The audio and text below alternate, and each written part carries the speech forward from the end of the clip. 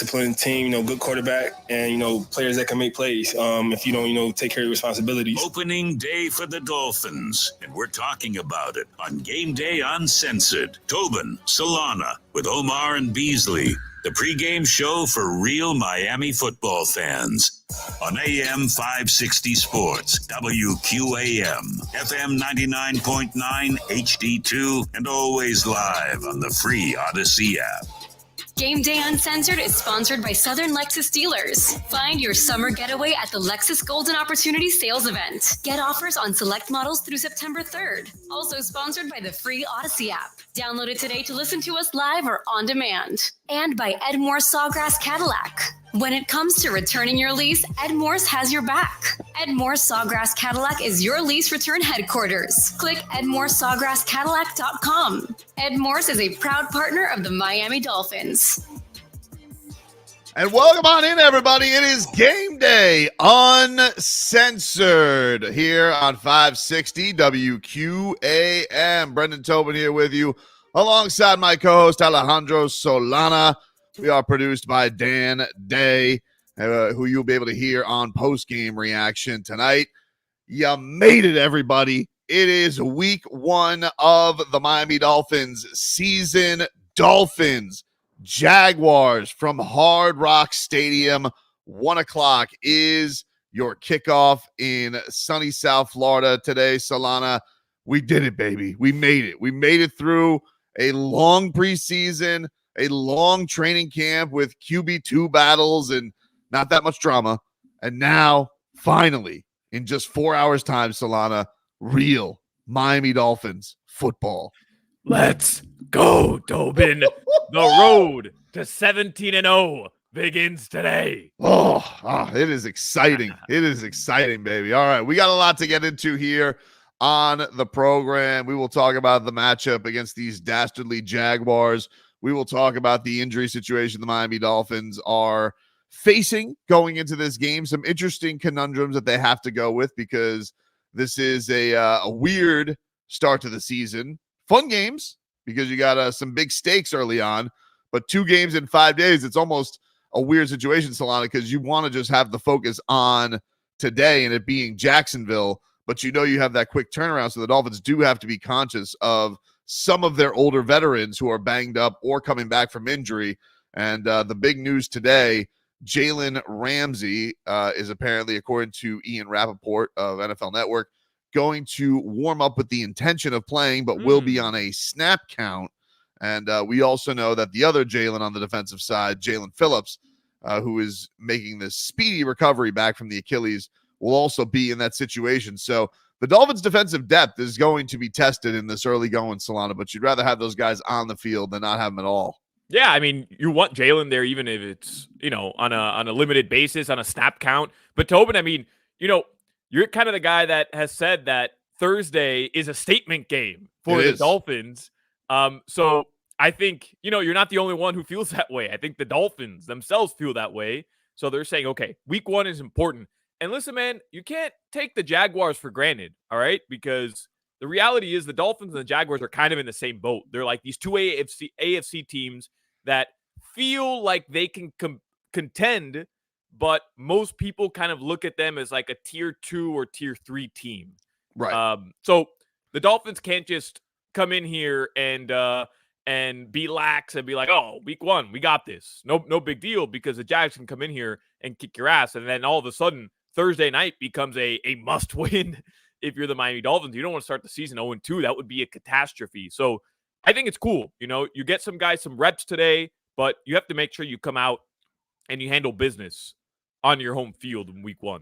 Yeah, it's not even just tier 2 in the NFL. Like, they feel like the second fiddle team in their own divisions, because I would say, for the South, all of the buzz is going to the Houston Texans and everybody's talking CJ Stroud. And so the Jags have kind of been this forgotten team because everybody thinks Houston's just going to wreck shop this entire season.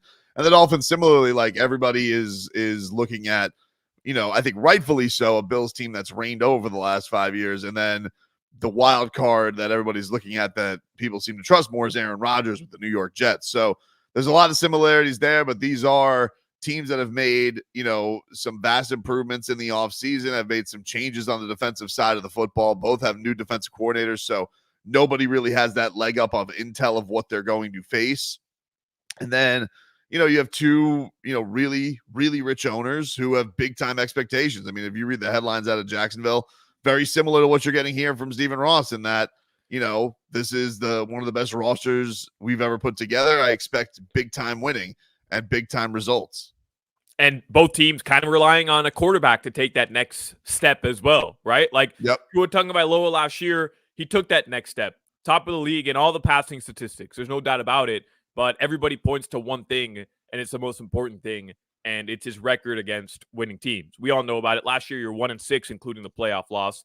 And I think Trevor Lawrence, despite getting to the playoffs and I believe having a playoff win, single playoff win in his career, correct.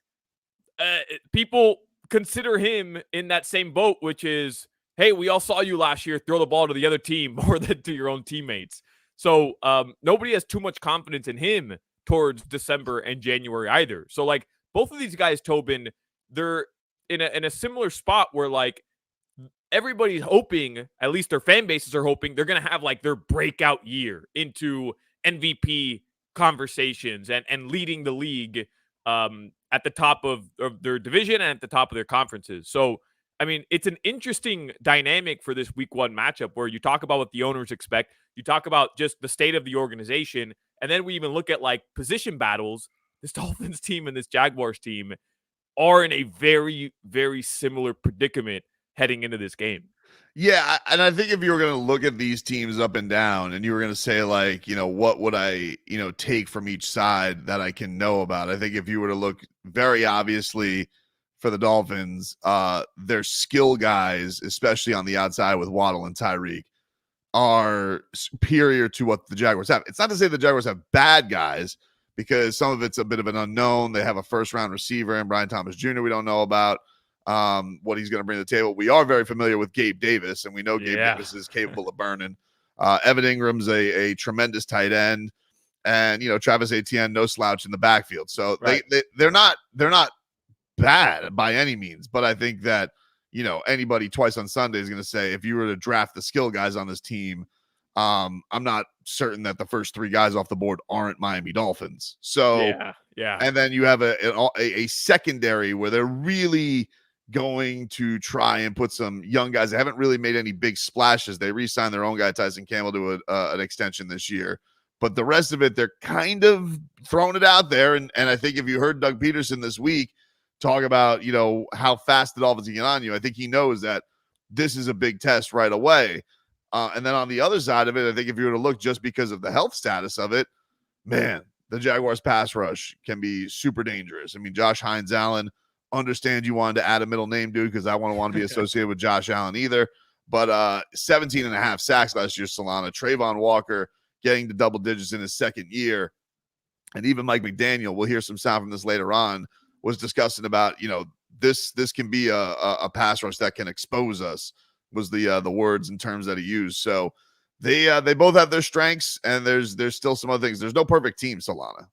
There's no perfect team, but I'd much rather have, and everything you just said about the Jaguars is spot on. Like I agree 100%. They have weapons in the offense. Their defensive pass rush is good, man. It's elite. And it's going to be a massive test. We know that. Like, this isn't any hot take. Nobody's surprised to hear this. How are the Dolphins going to be able to overcome injuries on the defensive side of the football? How can they put everything together with a new defensive coordinator, third one in 3 years, Tobin? How can they put everything together with a new DC, overcoming injuries, and having to use a ton of their depth throughout this game? How is that going to look? But on the offensive side of the ball, yeah, I'd much rather have Tyreek Hill and Jalen Waddle and Devon Achane and Raheem Mostert. And yeah, I'll put Jalen Wright and Jonnu Smith in there, then Christian Kirk and Gabe Davis and Evan Ingram and Travis Etienne. And it's no disrespect to them, but the Dolphins have the superior weapons on that side of the ball. And when you're looking for what you want to see today, week 1, at home, wearing your white on white so you can't use heat as a factor, that offense has to be clicking right from the start, Tobin. I think that has to be the case today in week 1, just as it was last year, week 1 on the road in Los Angeles where your defense faltered, but your offense came through time and time again to win you that game. Yeah, and that's almost something that I'm almost expecting the defense to go through some growing pains. Right. Like I think we have to have the the reasonability that hey, they're getting used to a new system. Now, they have a lot of veterans, so maybe you're expecting that process to speed up with Jordan Poyer here and Calais Campbell and all these guys who have a lot of years under their belt. It's not all a bunch of Chop Robinsons out there. They are going to be playing a lot of guys with experience, but it will be sprinkled in with some rookies who I think have a good support system, because if Jalen Ramsey is going to be out there and active, like at least if you have to have Storm Duck or Ethan Bonner out there, he's able to be in their ear a little bit, but it is going to be them on an island. Like it is going to be them eventually, like, hey, what can what can you guys do? And I think we've seen some really exciting things from them. They both have had training camps that everybody buzz about. Hell, Storm Duck, awesome name, making it with a pretty packed DB room. I mean, he stood above everybody else to make this roster. Ethan Bonner, everybody's been raving about him, and as far as Tyreek and Jalen Waller, they've been saying like nobody has gone up more year from last year to this year than he has. So I think that they feel confident in what they'll be able to bring to the table, but this is not an easy start to the season by any means. I think you're right. I think they are a deserved favorite. I think that being in that building, especially in September, where their record under Mike McDaniel is tremendous, just at home in general, but home in September, I don't know if he's lost. I think he's been pristine so far in starting off these seasons at home. So that's definitely going to be something to keep an eye on. We have a lot of things to dive into. Adam Beasley is going to join the show later on. We will talk to Bees in the second hour of the program, and then Omar Kelly, Miami Herald, Miami Dolphins columnist. We will talk to Omar coming up in the fourth hour, right as we have inactives, and we will get his reaction to everything the Dolphins have lined up for themselves. So we will talk to the boys later on. Dan Day producing us. Make sure you guys tune into him for Game Day Uncensored post game later on after today's week 1 matchup. We will take a break. When we come back, we will get into the Miami Dolphins big picture expectations of this 2024 season. Game Day Uncensored back after this. Broadcasting live from the Ed Moore Sawgrass Auto Mall Studios. Shop massive savings on a massive Chevy inventory, all backed by Morse at Ed Moore Sawgrass Chevrolet. Visit EdMooreSawgrassChevrolet.com. Chevy, find new roads. Text WQAM on the Kendall Toyota text line at 305-567-0560. Kendall Toyota is all about the you. And just for you, get employee pricing on new Toyota cars.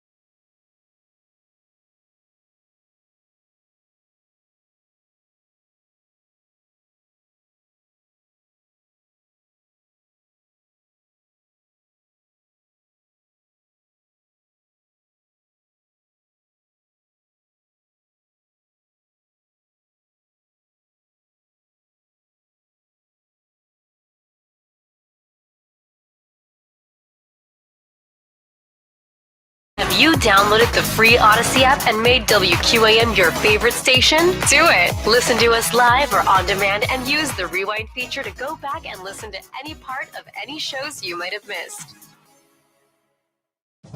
Game Day Uncensored continues on AM 560 Sports, WQAM, FM 99.9 HD2, and always live on the free Odyssey app. Game Day Uncensored is sponsored by Southern Lexus Dealers. Find your summer getaway at the Lexus Golden Opportunity Sales Event. Get offers on select models through September 3rd. Also sponsored by the free Odyssey app. Download it today to listen to us live or on demand. And by Ed Morse Sawgrass Cadillac. When it comes to returning your lease, Ed Morse has your back. Ed Morse Sawgrass Cadillac is your lease return headquarters. Click edmorsesawgrasscadillac.com. Ed Morse is a proud partner of the Miami Dolphins. And welcome back, everybody. It's Game Day Uncensored here on 560 WQAM. Tobin here with you alongside Solana. Gameday producing this program as we get you ready for week one of the Miami Dolphins season, taking on the Jacksonville Jaguars at Hard Rock Stadium. Shout out to everybody who is heading on down there for the tailgate. Appreciate everybody tuning in. We are streaming live on the Odyssey app. You guys can listen to us there, AUDACY, free in your app store, and streaming live video-wise. You guys can watch us on YouTube and Twitch, Miami 560 WQAM. We will be joined later on in the program by Adam Beasley from Pro Football Network and the Miami Herald's Omar Kelly, of course, our former co-host from Game Day Uncensored, but still happy to have Omar along for the ride this year. And traitor. What a traitor, this Omar Kelly. You go get the big bucks riding, huh? And you leave us little radio people. What a traitor, this Omar. We are gonna miss having him on the program for 4 hours, but we will get him in the fourth hour of today's show. Bees will join us around 10:30. Solana should mention yesterday the Dolphins did elevate Robbie Chosen to the active roster for Sunday's game. The Miami Dolphins very thin at receiver, basically having they have Tyreek Hill, Jalen Waddle, Braxton Berrios, Grant DeBose, who we have no idea what he's going to bring to the table, although everybody's very high on him. Yeah. And so they bring up Robbie Chosen, who spent most of camp with the San Francisco 49ers. So, you know, you add a little bit of speed. Obviously, we saw what he was able to do in spurts last year, but, you know, should something happen, terrible, where like one of these speedsters goes down, that you have the insurance policy of Robbie Chosen. I think that's probably the reason behind that. Yeah, and Malik Washington, by the way, is out for this game. So he was technically your fifth wide receiver. That's somebody that you and I talked about going into the final preseason game. Like, we know he was going to be more of a special teams guy, either returning kicks or returning punts. But, you know, this is what happens when you have River Craycraft on the IR, unfortunately, and Eric Ezukama is just not ready to go either. He's on the practice squad. Like, the Dolphins went out and got themselves some sort of insurance policy, and Robbie Chosen, bottom line, like, he knows what the Dolphins are trying to do. Sure. He had some success last year earlier in the season. Whether or not those balls were coming from Mike White or Tua Tagovailoa, we can kind of throw out the window because really it was Mike White more than Tua. But, like, he knows what the Dolphins are going to require of him. Yeah. So if you want to kind of just look at why Robbie Chosen, that's why. Because he was here last year, and he knows what's expected of him. He probably won't see too much of the field today, Tobin. Speaking of one guy you did not mention who did give us some good insight for our video audience out here, this was Odell earlier in the week. He did Odell Beckham Jr., of course, is on the PUP, so he is out the first 4 games of the season. But probably like the good first piece of like rehab footage that we've gotten of him was him in the Dolphins weight room, you know, trying to get himself all right for this upcoming season. So that certainly is going to be a bit of the cavalry that's going to be coming for the Miami Dolphins receiving core later on in the year. But it was good to get a little bit of a positive Odell Beckham news this week, Solana, because it's been very, very quiet and very secretive. It's felt like the entire time.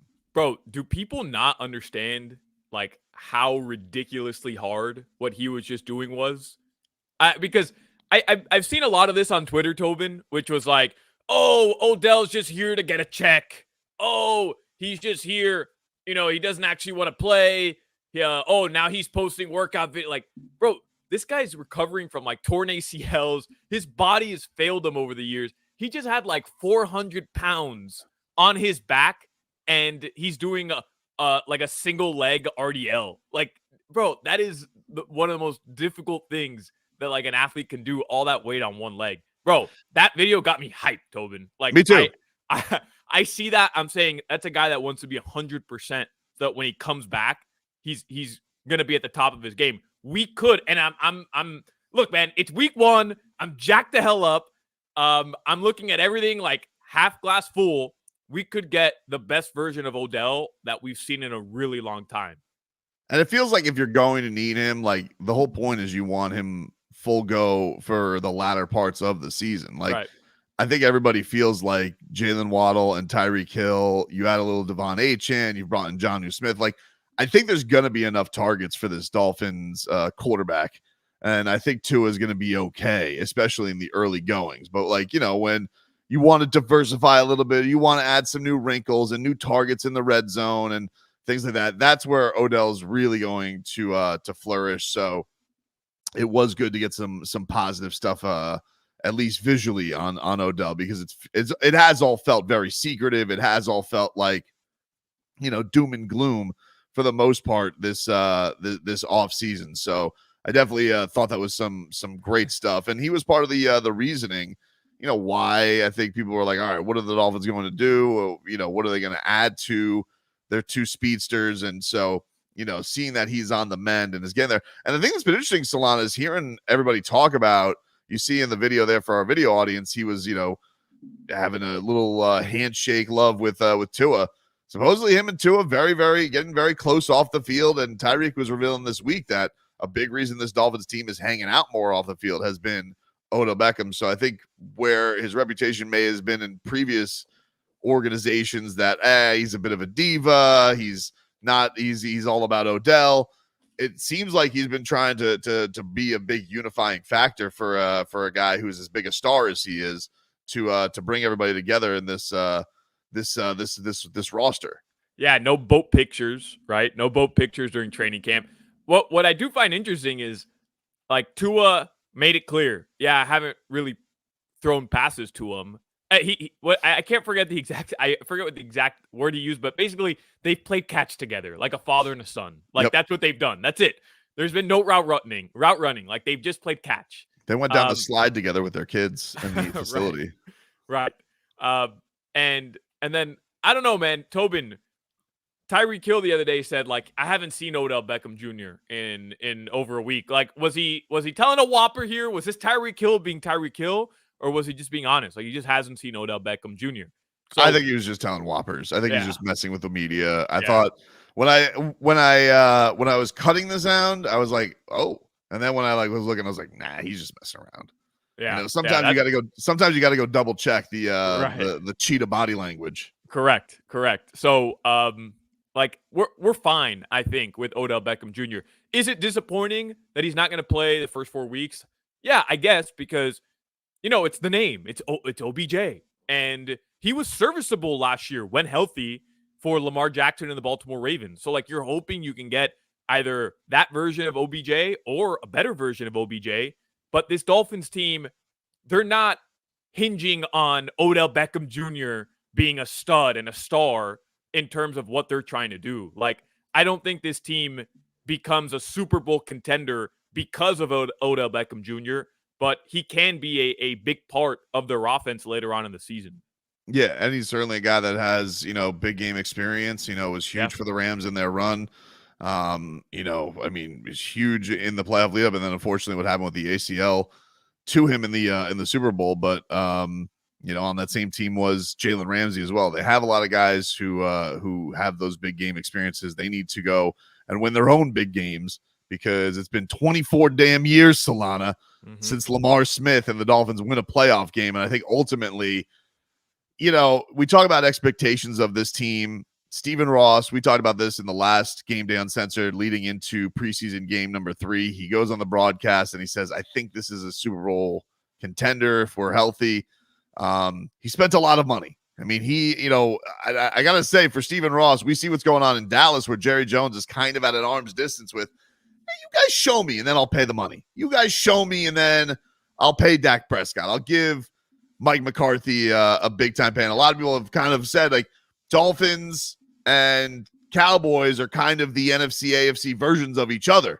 The Dolphins did get the better of that last year on Christmas Eve, but there's a lot of similarities there, with the one, kind of being like, oh, Dak Prescott is older than Tua and has gotten his bag once already. But Stephen Ross did make it clear, and Chris Greer, who has been in the midst of all these negotiations, this was his reaction after the Dolphins made their 53-man roster complete. This was Chris Greer's reaction to Stephen Ross thinking that this roster is a Super Bowl contender. Each year, we're always judged by wins and losses at the end of the day. So, last year people were saying our roster was one of the best in football, and we had injuries and fell short in Kansas City and ended wild card.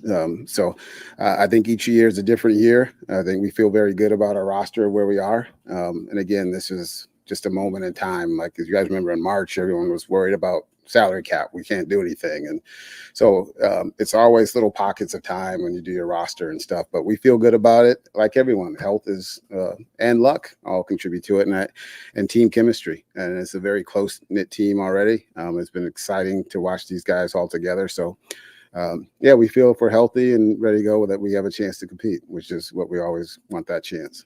So there you go. That was Chris Greer, little as training camp was wrapping up. But, Solana, you see Tua get the bag. You see Tyreek get a raise. You see Raheem Mostert get a raise. You see Jalen Waddle get an extension. You see Jalen Ramsey this week now becomes the highest paid corner in the league. Mike McDaniel is extended through 2028 after having a marvelous dinner at Mr. Ross's Palace.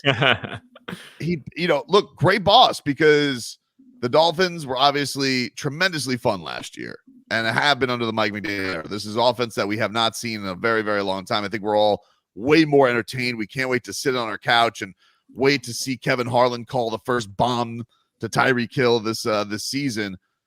But Solana, is all this, I understand they haven't won a playoff game in 24 years, but is that to me, that's almost the bare minimum that the Dolphins have to have this year. And I know there's a lot of teams vying for that, and a lot of things can go your way, but just on the outside from this season looking in, what are your expectations truly of this roster? Because mine were very high last year and they remain high this year. Yeah, man.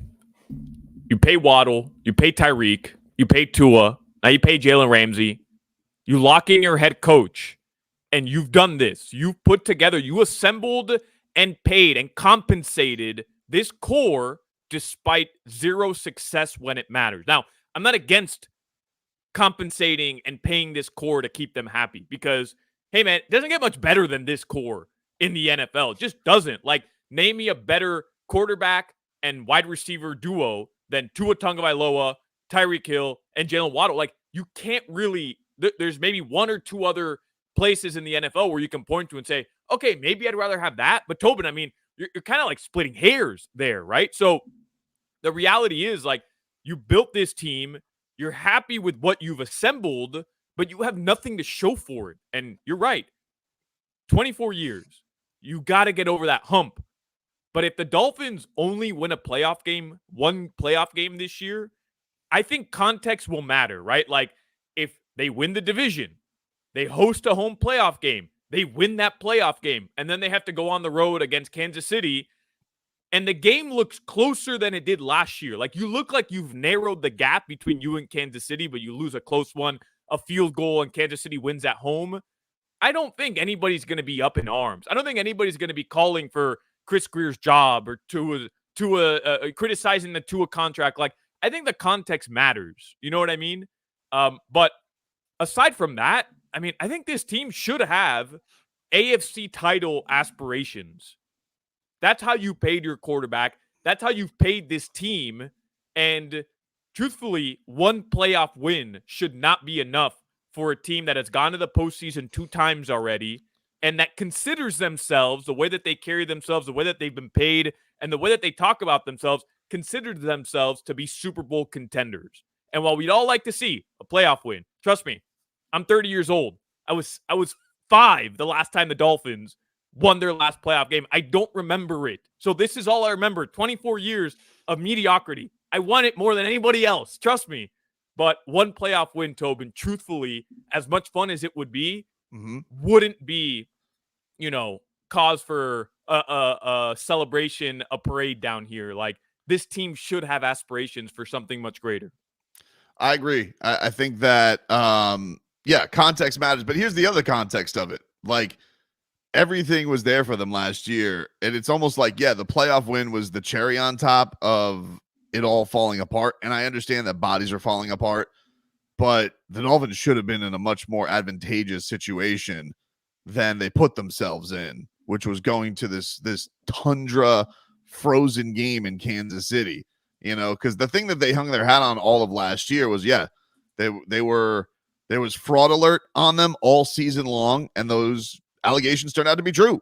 Yeah. Yes, injuries did buoy that argument but it is what it is. Like, they're going to have to deal with that all season long.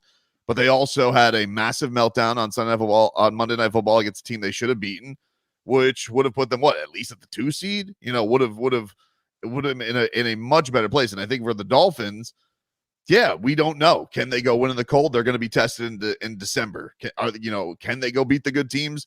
There's a lot of matchups that are going to test that. I think this is a great test back to back to start this season that'll show little victories. But I think if anything, the thing that's been frustrating, and I know that, Tua getting a concussion played into it with Mike McDaniel and all the injuries, but man, they are so streaky, Solana. Like, they have had great starts and then big time collapses under both Mike McDaniel seasons. And I just feel like they got to find more consistency throughout the year. That has to be the first step of growth going into this year. Yeah, but you call them streaky, Tobin, but I could also make the argument that it's not streaky. I mean, once they come up against the opponents that are supposed to beat them, according to the fraud allegations, then what everybody's expecting to happen happens, which is those teams are just better than the Miami Dolphins. Now, you can look at the Tennessee game, and nobody's going to tell you that Tennessee was better than the Dolphins last year. The Dolphins just blew that game. Like, when push came to shove in the fourth quarter, they couldn't move the ball and they couldn't get stops. And that was an issue. But outside of that, I mean, most of the Dolphins' losses last year, I mean, think of it, came against better quality opponents or teams that were considered to be better than the Miami Dolphins. And it came to fruition. Those teams ultimately were better than the Miami Dolphins. But you're right. I mean, you had that division locked up.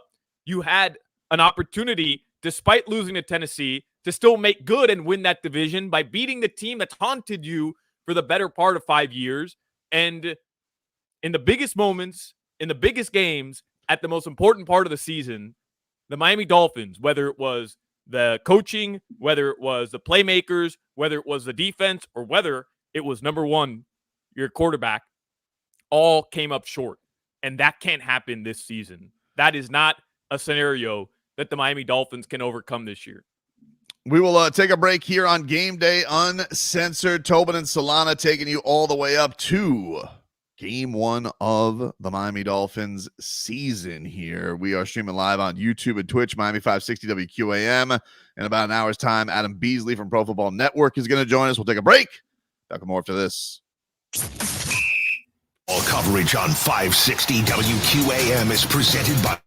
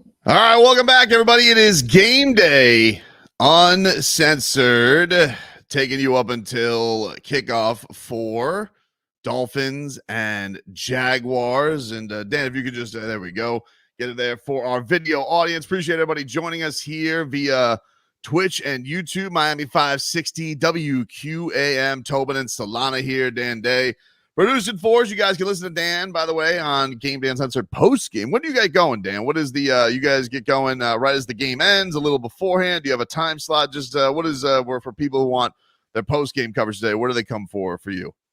4 o'clock. Doesn't matter if it goes into overtime or anything. 4 o'clock. 4 o'clock is when we get our coverage going. So after a blowout today at Solana and people are already heading home, getting and beating the traffic, they can tune into Dan Day and get their reaction for it. I do. I always do. I tune into Dan Day after the game. So listen to our boy, bro. Listen to our boy. Nobody puts in more hours at WQAM than Dan Day. So that's the truth. That's the truth. All right, so one of the things that we were looking for, we're getting some clarity on going into this, is the play of Jalen Ramsey. And Jalen, he had a very busy week. He got a new deal, 3 years, $72.3 million extension, makes him the highest paid cornerback in the league, leapfrogging Pat Surtain II, and who got like 24 hours of being the highest paid corner. He was listed officially as questionable on the injury report, and it's with a hamstring injury. And listening to him this week during his media session, says he's never dealt with a hamstring injury before. Yeah, we were all, I got to be honest with you, when I heard the news that he got his bread in the on Friday, I think it was, I was like, oh, so this was a fake hold-in. I thought like Correct. This was complete fold leap. I was like, oh, all right. Well played, Jalen Ramsey. You know, you know, way more subtle than when you were on the Jags and you showed up in a Brinks truck. But he's grown and he's matured. But apparently, no, he is dealing with a hamstring. He's never had a hamstring injury before. The report today is he's going to play on a pitch count, but he is going to give some action. Does this make you nervous about putting Jalen Ramsey out there if he is tender on something, or, you know, are you okay with the idea that, you know, you put him out there in limited action and he makes an impact when he can, just to be that chess piece for Anthony Weaver? Yeah, so I'm not nervous about him potentially making that injury worse, because I think he's at that point of his career, Tobin, like he knows his body. So if he's not right and there's a play where he's just not right, I don't think he's going to put himself in a position where that hamstring is going to pull or he's going to have to miss more time. But am I worried that he's just not 100%? Like he's not going to be able to keep up with Christian Kirk. He's not going to be able to keep up with Gabe Davis. Not that he can't, but that physically he's limited. I mean, yeah, that concerns me a little bit, because as much confidence as I have in Ethan Bonner and Storm Duck, like they put together good camps, they made the team, we're happy about them. Bro, they're not the highest paid DB in the NFL, the highest paid cornerback in the NFL, and Jalen Ramsey, by the way, going up, as you mentioned, against his former team with another chance here to win a Super Bowl. Like, that's why he came here. He said it. So, yeah, I mean, I'm a little concerned about it today, but let's be honest. I think we all would agree I'd rather have him on Thursday versus the Buffalo Bills. Yeah, I mean, and that was an interesting thing, like listening to him, like that definitely feels like it came into the fold that they know the Bills game is huge. Like that you got to get the divisional games. But in a strange way, like, look, if you are going to be in a wild card matchup, the Jaguars matchups could be big too, because if the Jaguars are right there, if they're in a battle with Houston, like you want that head-to-head tiebreak. You want to have these types of games, and the Dolphins are not really allotted with a lot of grace here off the bat. And he's a bad injury to have because you don't have a ton of experience behind him. They have really recrafted this entire secondary. You know, Kendall Fuller coming over here is kind of looking for a bounce back. Caterco, who got roasty-toasted a lot last year.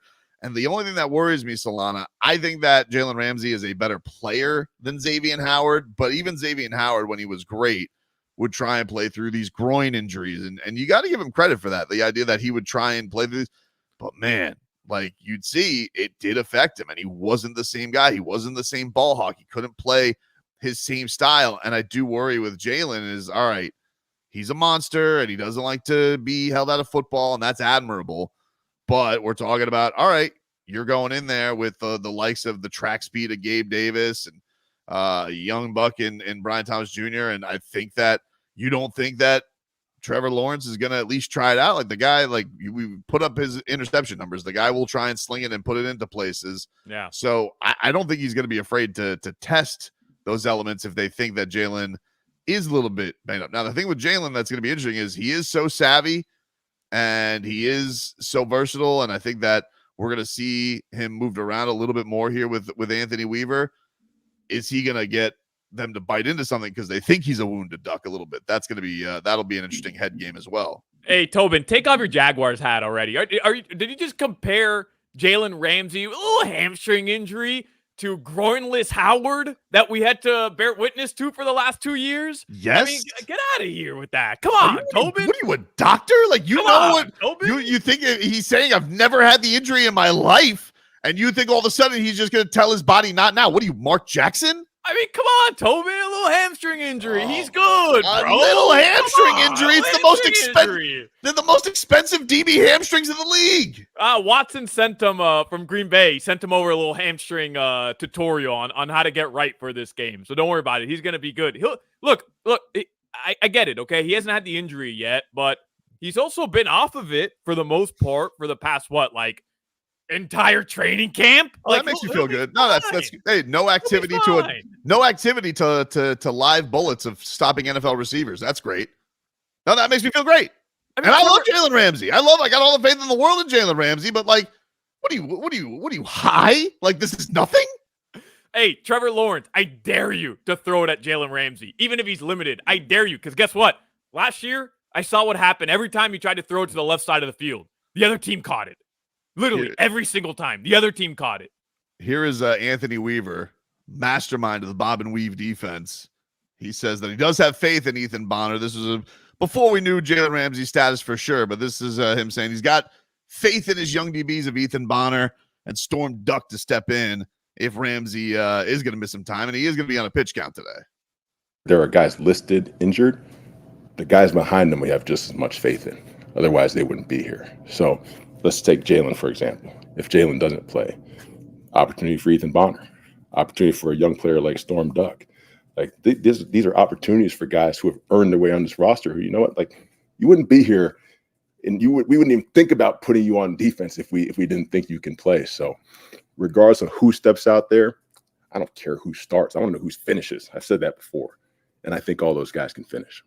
I like the one thing about Anthony. This Anthony Weaver is overly positive. I mean, he's right in there with Mike McDaniel. He believes in everybody. You know, it's adorable. I hope it's the case. I do love Anthony Weaver. Immediately off of preseason, great sideline presence for him. I like that the fact that he's right there. Mike McDaniel and him can have direct communication with one another. You know, he's not some old fuddy-duddy with his tapioca up in the box like Vic Fangio was. You know, it's just Anthony Weaver's just got a thing about him. I don't know what it is, but he's got that factor. Well, to me, I like the fact that he is the complete opposite than the old geezer. You know what I mean? Like, that didn't work. Okay, he was unhappy, and there were obviously some issues with the defense last year. Go in the complete opposite way. Do a full 180 and go get the complete opposite guy, which I feel like they did in Anthony Weaver. So just based on that, I like it. But Anthony Weaver has a bit of McDaniel in him, but it's almost like no nonsense McDaniel. Like, McDaniel will dance around his point. He'll talk to you for 17 minutes before he gets to like some cutesy euphemism that he wants to work in. And then you're supposed to like extrapolate everything he said and put together what you think he's trying to say. Anthony Weaver is extremely positive. He feels great about everything he's always talking about, but it's like no nonsense, cut to the chase. Here's what I'm thinking. So I like that. I like listening to Anthony Weaver. McDaniel, Tobin, you know, every once in a while and in small doses. He's very wordy. He even called himself this week. He's like, oh, been talking for a long time. That's what he does. That is what he does, dude. He is very, very chatty. And we will see if Ethan Bonner, who of course is bringing back the intangibles cornerback. Yeah. We will see what he can do for that has to a dying breed that hasn't been seen since the likes of Jason Sehorn. Mm-hmm. Can he go out there and step up? And then Storm Duck. I mean, if he does something big today, the memes are going to go crazy if Storm Duck is able to show out immediately. The stadium has to, like, the actual, like, stadium FX has to pump in, like, a quacking sound or Oh, something yeah. like that, right? Did you see that video of Rick Ross quacking? I And heard like you guys. I heard you like guys play it. It was hilarious. like a chicken, which was weird, but yeah, he did the quack quack quack. Just start pumping that. There's a tie in there too, right? Like Rick Ross, Miami. That Yeah. makes sense. The little tie in there. I don't know if Rick Ross wants. I don't know if Rick Ross wants to revisit though him not knowing what a chicken sounds like. Listen, man, you say something, it's forever. All right. There's no takesy backsies or whatever the hell it's called. All right. You say it, it's out there. We will take a break here on the program. Game Day Uncensored. Adam Beasley is going to join us next hour. Omar Kelly will join us in the fourth hour of the program as we continue to get you ready for week 1 of the Miami Dolphins season, hosting the Jacksonville Jaguars. More into this match when we come back on Game Day Uncensored right after this. This hurricane season, keep it on AM 560s.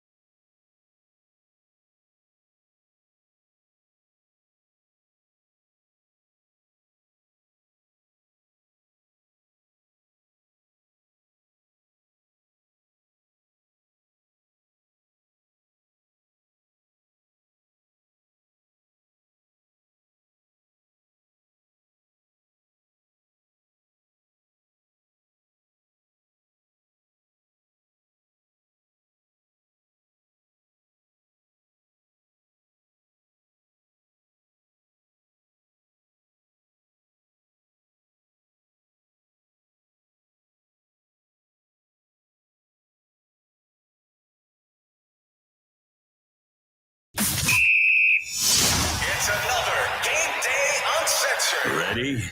It's opening day for the Dolphins, and we begin today at hot, steamy Hard Rock Stadium versus the Jaguars. It's been a long off-season, followed by a preseason that just seemed to fly by. And now it's time. Tua, Tyreek, Mostert, the Dolphins defense. Zach Sealer says Jags quarterback Trevor Lawrence is going to be a challenge. Keep that pressure up front, stay on our keys, and no selfish decisions in run game, pass rush, and just do what our job description is in the play, in the calls, and let the plays come to you. Don't stress for plays, and really focus on each one of our individual techniques each play, and don't try too hard to overcompensate or make a play. Meanwhile, Jags coach Doug Peterson says the Dolphins will be a challenge. This is a lot of team speed. These guys got a lot of skill and ability, obviously, on offense, and they just know how to attack a secondary. The Dolphins are looking to start it the right way with the win versus Jacksonville, and we're breaking it all down. On Game Day Uncensored, Tobin and Solana with Omar and Beasley, the pregame show for real Miami football fans. On AM 560 Sports, WQAM, FM 99.9 HD2, and always live on the free Odyssey app. Game Day Uncensored is sponsored by Southern Lexus Dealers. Find your summer getaway at the Lexus Golden Opportunity Sales Event. Get offers on select models through September 3rd. Also sponsored by the free Odyssey app. Download it today to listen to us live or on demand. And by Edmore Sawgrass Cadillac. When it comes to returning your lease, Ed Morse has your back. Ed Morse Sawgrass Cadillac is your lease return headquarters. Click edmoresawgrasscadillac.com. Ed Morse is a proud partner of the Miami Dolphins. Welcome back, everybody. Hour 2 of Game Day Uncensored. I like the big voice there going all Bruce Buffer on us, Solana. He's good, man. He is good. That voice He's is good. good, bro. He is that, good. That excited me very much. I was Week 1, man. Week 1. Time! Love Bruce Buffer, man. It's almost like Big Voice said, all right, week 1, let me bring out the real pipes. You know what I mean? Like, let's go. Let's dial it on up, dude. We got some action here today at Hard Rock Stadium. Dolphins and Jaguars. Getting you all set for this. We are going to dive into every angle of this thing as we continue on here. We're streaming live on YouTube and Twitch, Miami 560 WQAM. Appreciate everybody who is joining us there on the chat. We're produced by Dan Day, who's riding along with us. Adam Beasley is going to join us later on this hour from Pro Football Network. We will get some thoughts from him. Omar Kelly will join us noonish, and we will get into more Dolphin shenanigans with him. But let's get to some keys to the game here, brought to you by Doral Hyundai. At Doral Hyundai, choose from over 1,300 new Hyundai models in inventory like the Tucson, the Sonata, and the Palisade. Remember, when it comes to Hyundai, the great deals are at Doral Hyundai.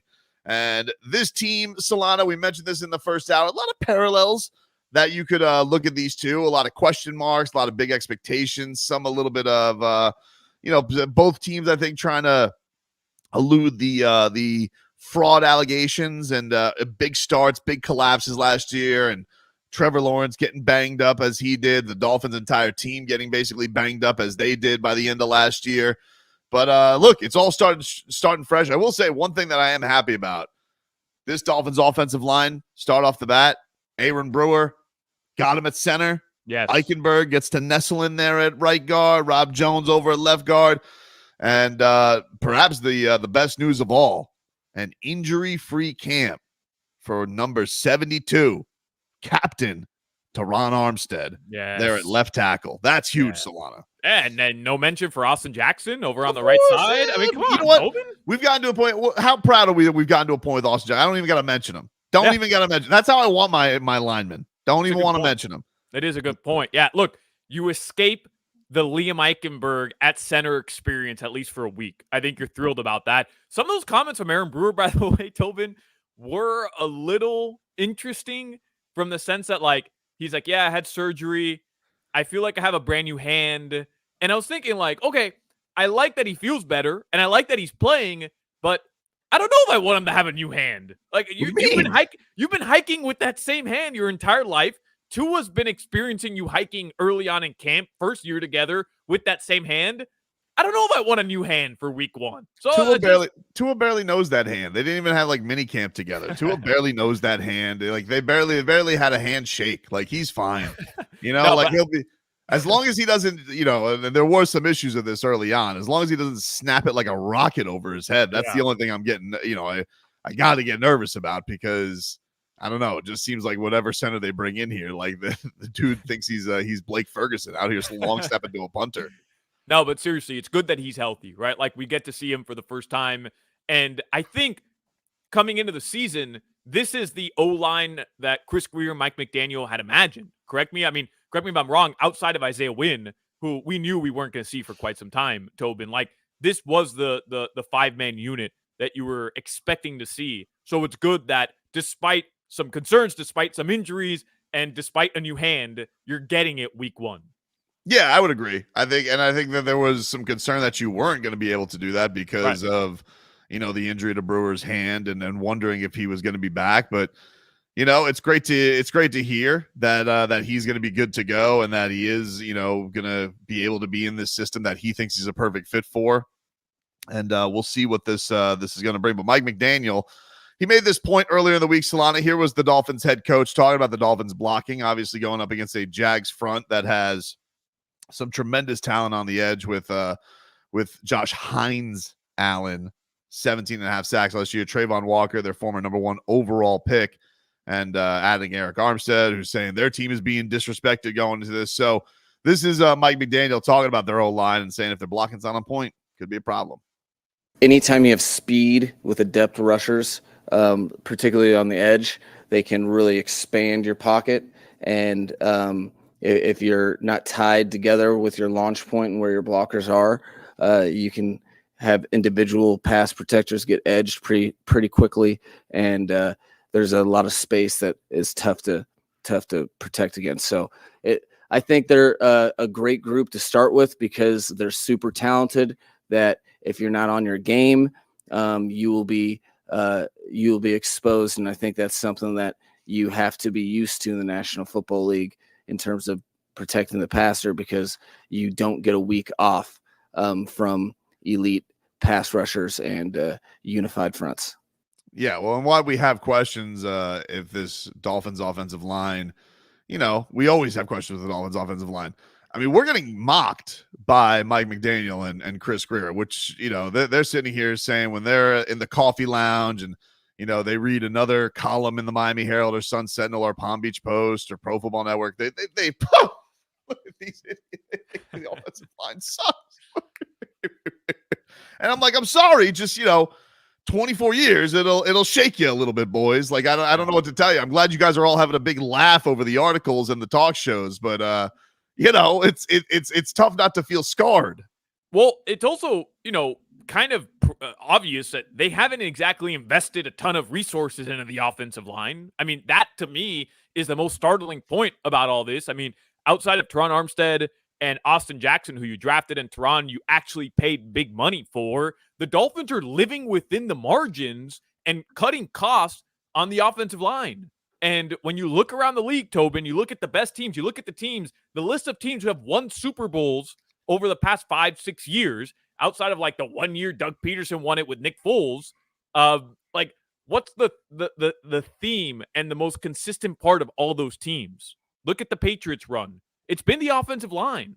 So, I mean, you can talk about elite quarterback play, obviously, but when you have that, and when you have somebody like Tua, especially with the injury concerns, you figure with how accurate he is, the Dolphins would have wanted to go and really dump resources into the most important part of keeping him upright and giving him time, which is the O-line, and they've yet to do it.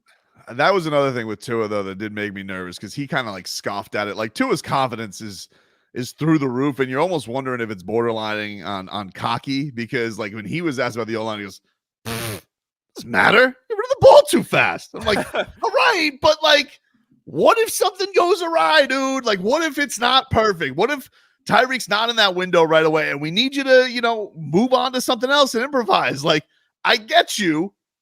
And I'm happy that his confidence is through the roof, and that's great. And that everybody's having a big laugh over these offensive line concerns. Sorry that we're all, Chicken Little here, feeling like the sky could fall at any moment.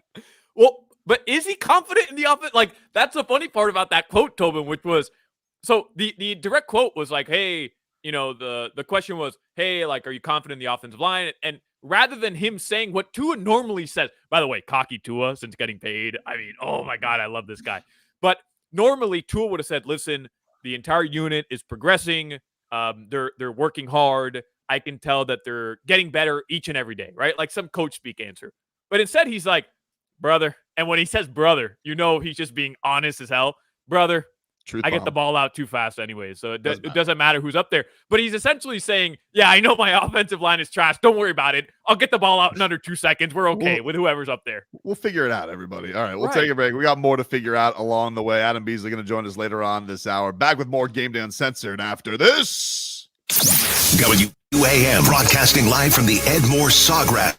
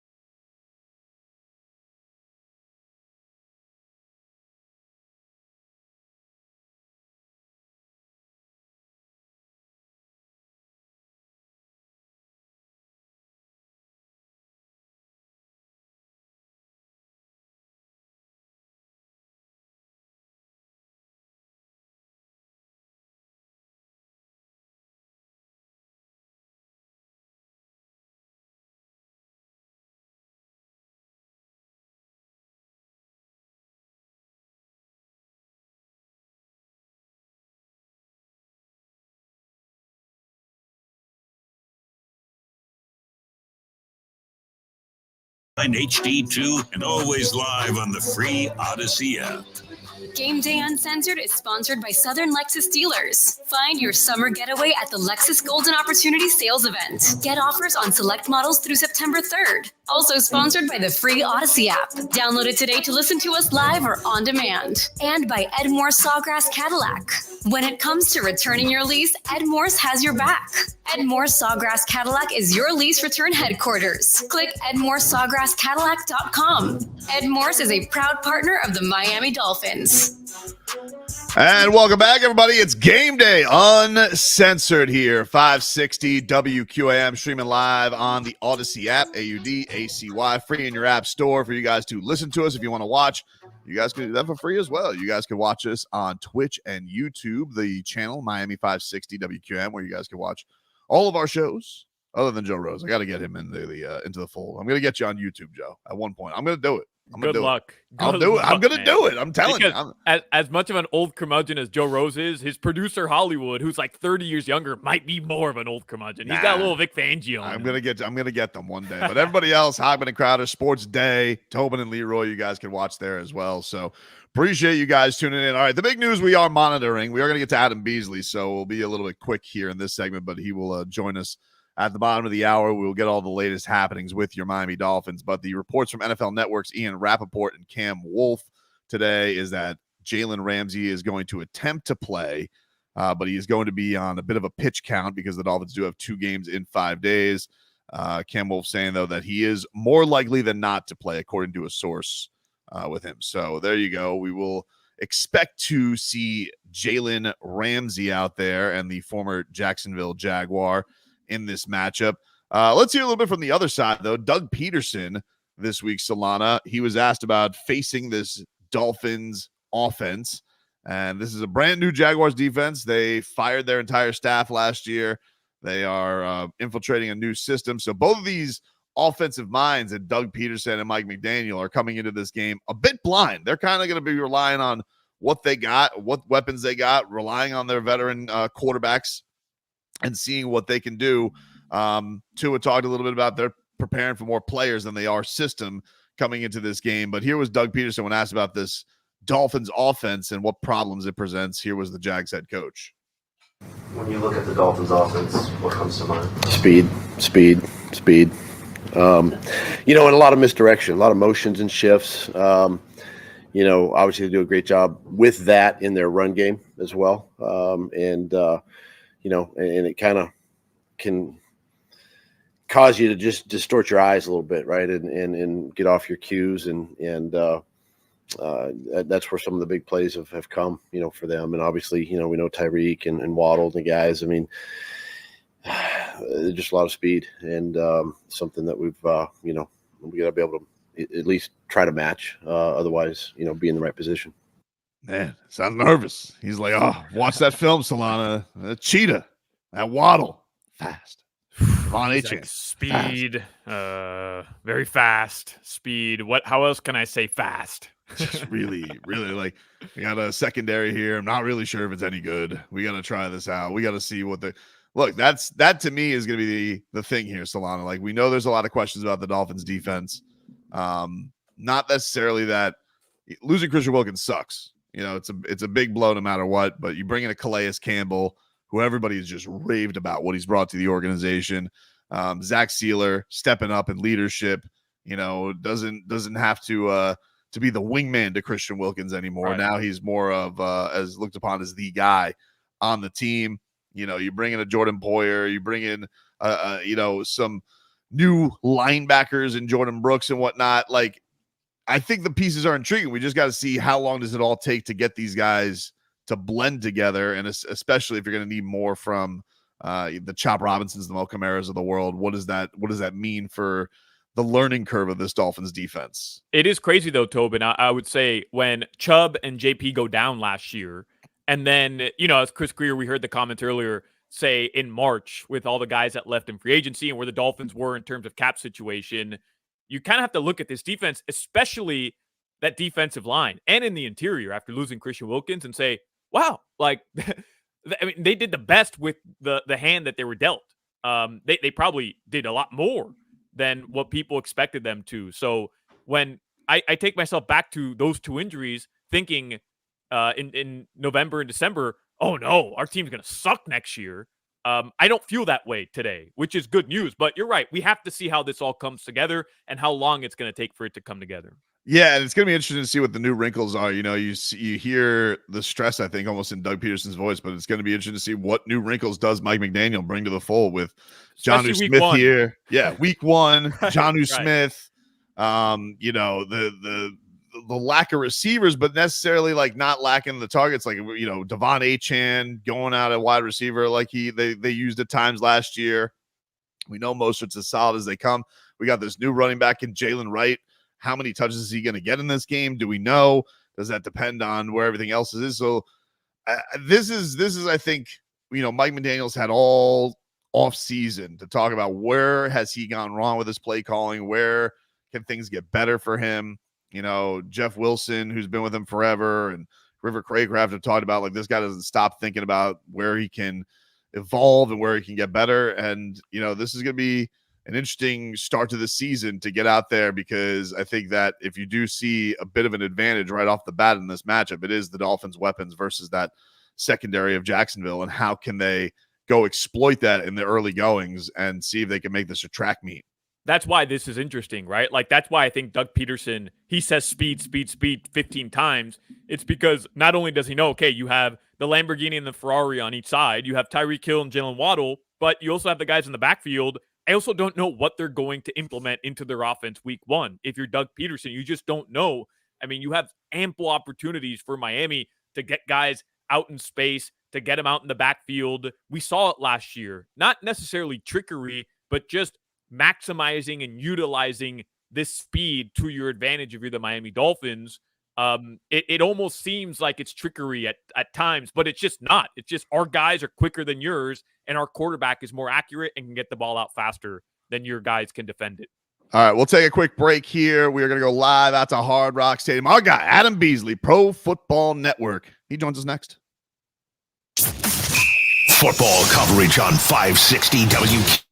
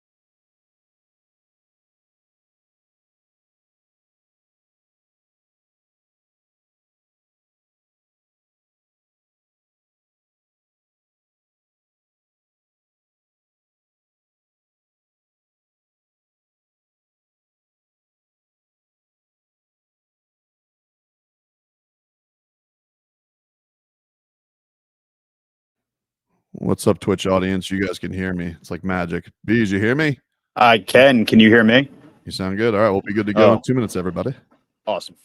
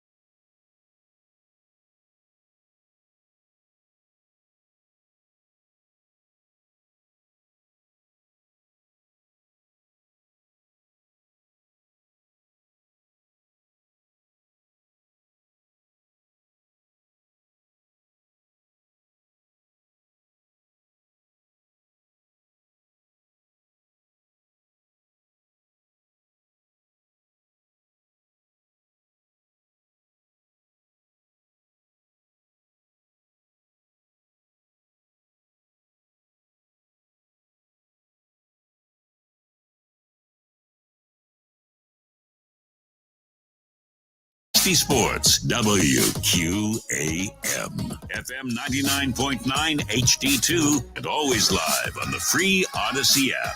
Gameday Uncensored is sponsored by Southern Lexus Dealers. Find your summer getaway at the Lexus Golden Opportunity Sales Event. Get offers on select models through September 3rd. Also sponsored by the free Odyssey app. Download it today to listen to us live or on demand. And by Edmore Sawgrass Cadillac. When it comes to returning your lease, Ed Morse has your back. Ed Morse Sawgrass Cadillac is your lease return headquarters. Click edmoresawgrasscadillac.com. Ed Morse is a proud partner of the Miami Dolphins. And welcome back, everybody. It's Game Day Uncensored here. 560 WQAM. Tobin and Solana here with you. It's week one, everybody. We're fired up. Solana, check out, before we get to Bees here in just a second, check out the Mike McDaniel look coming into the building. He is ready to go. That is a giant coffee that he is. He's got a little sweetener going into it. But let's talk to our guest, Adam Beasley from Pro Football Network, one of the best in the business. Bees, it's great to have you along for the ride here this morning. Thanks for joining us, buddy.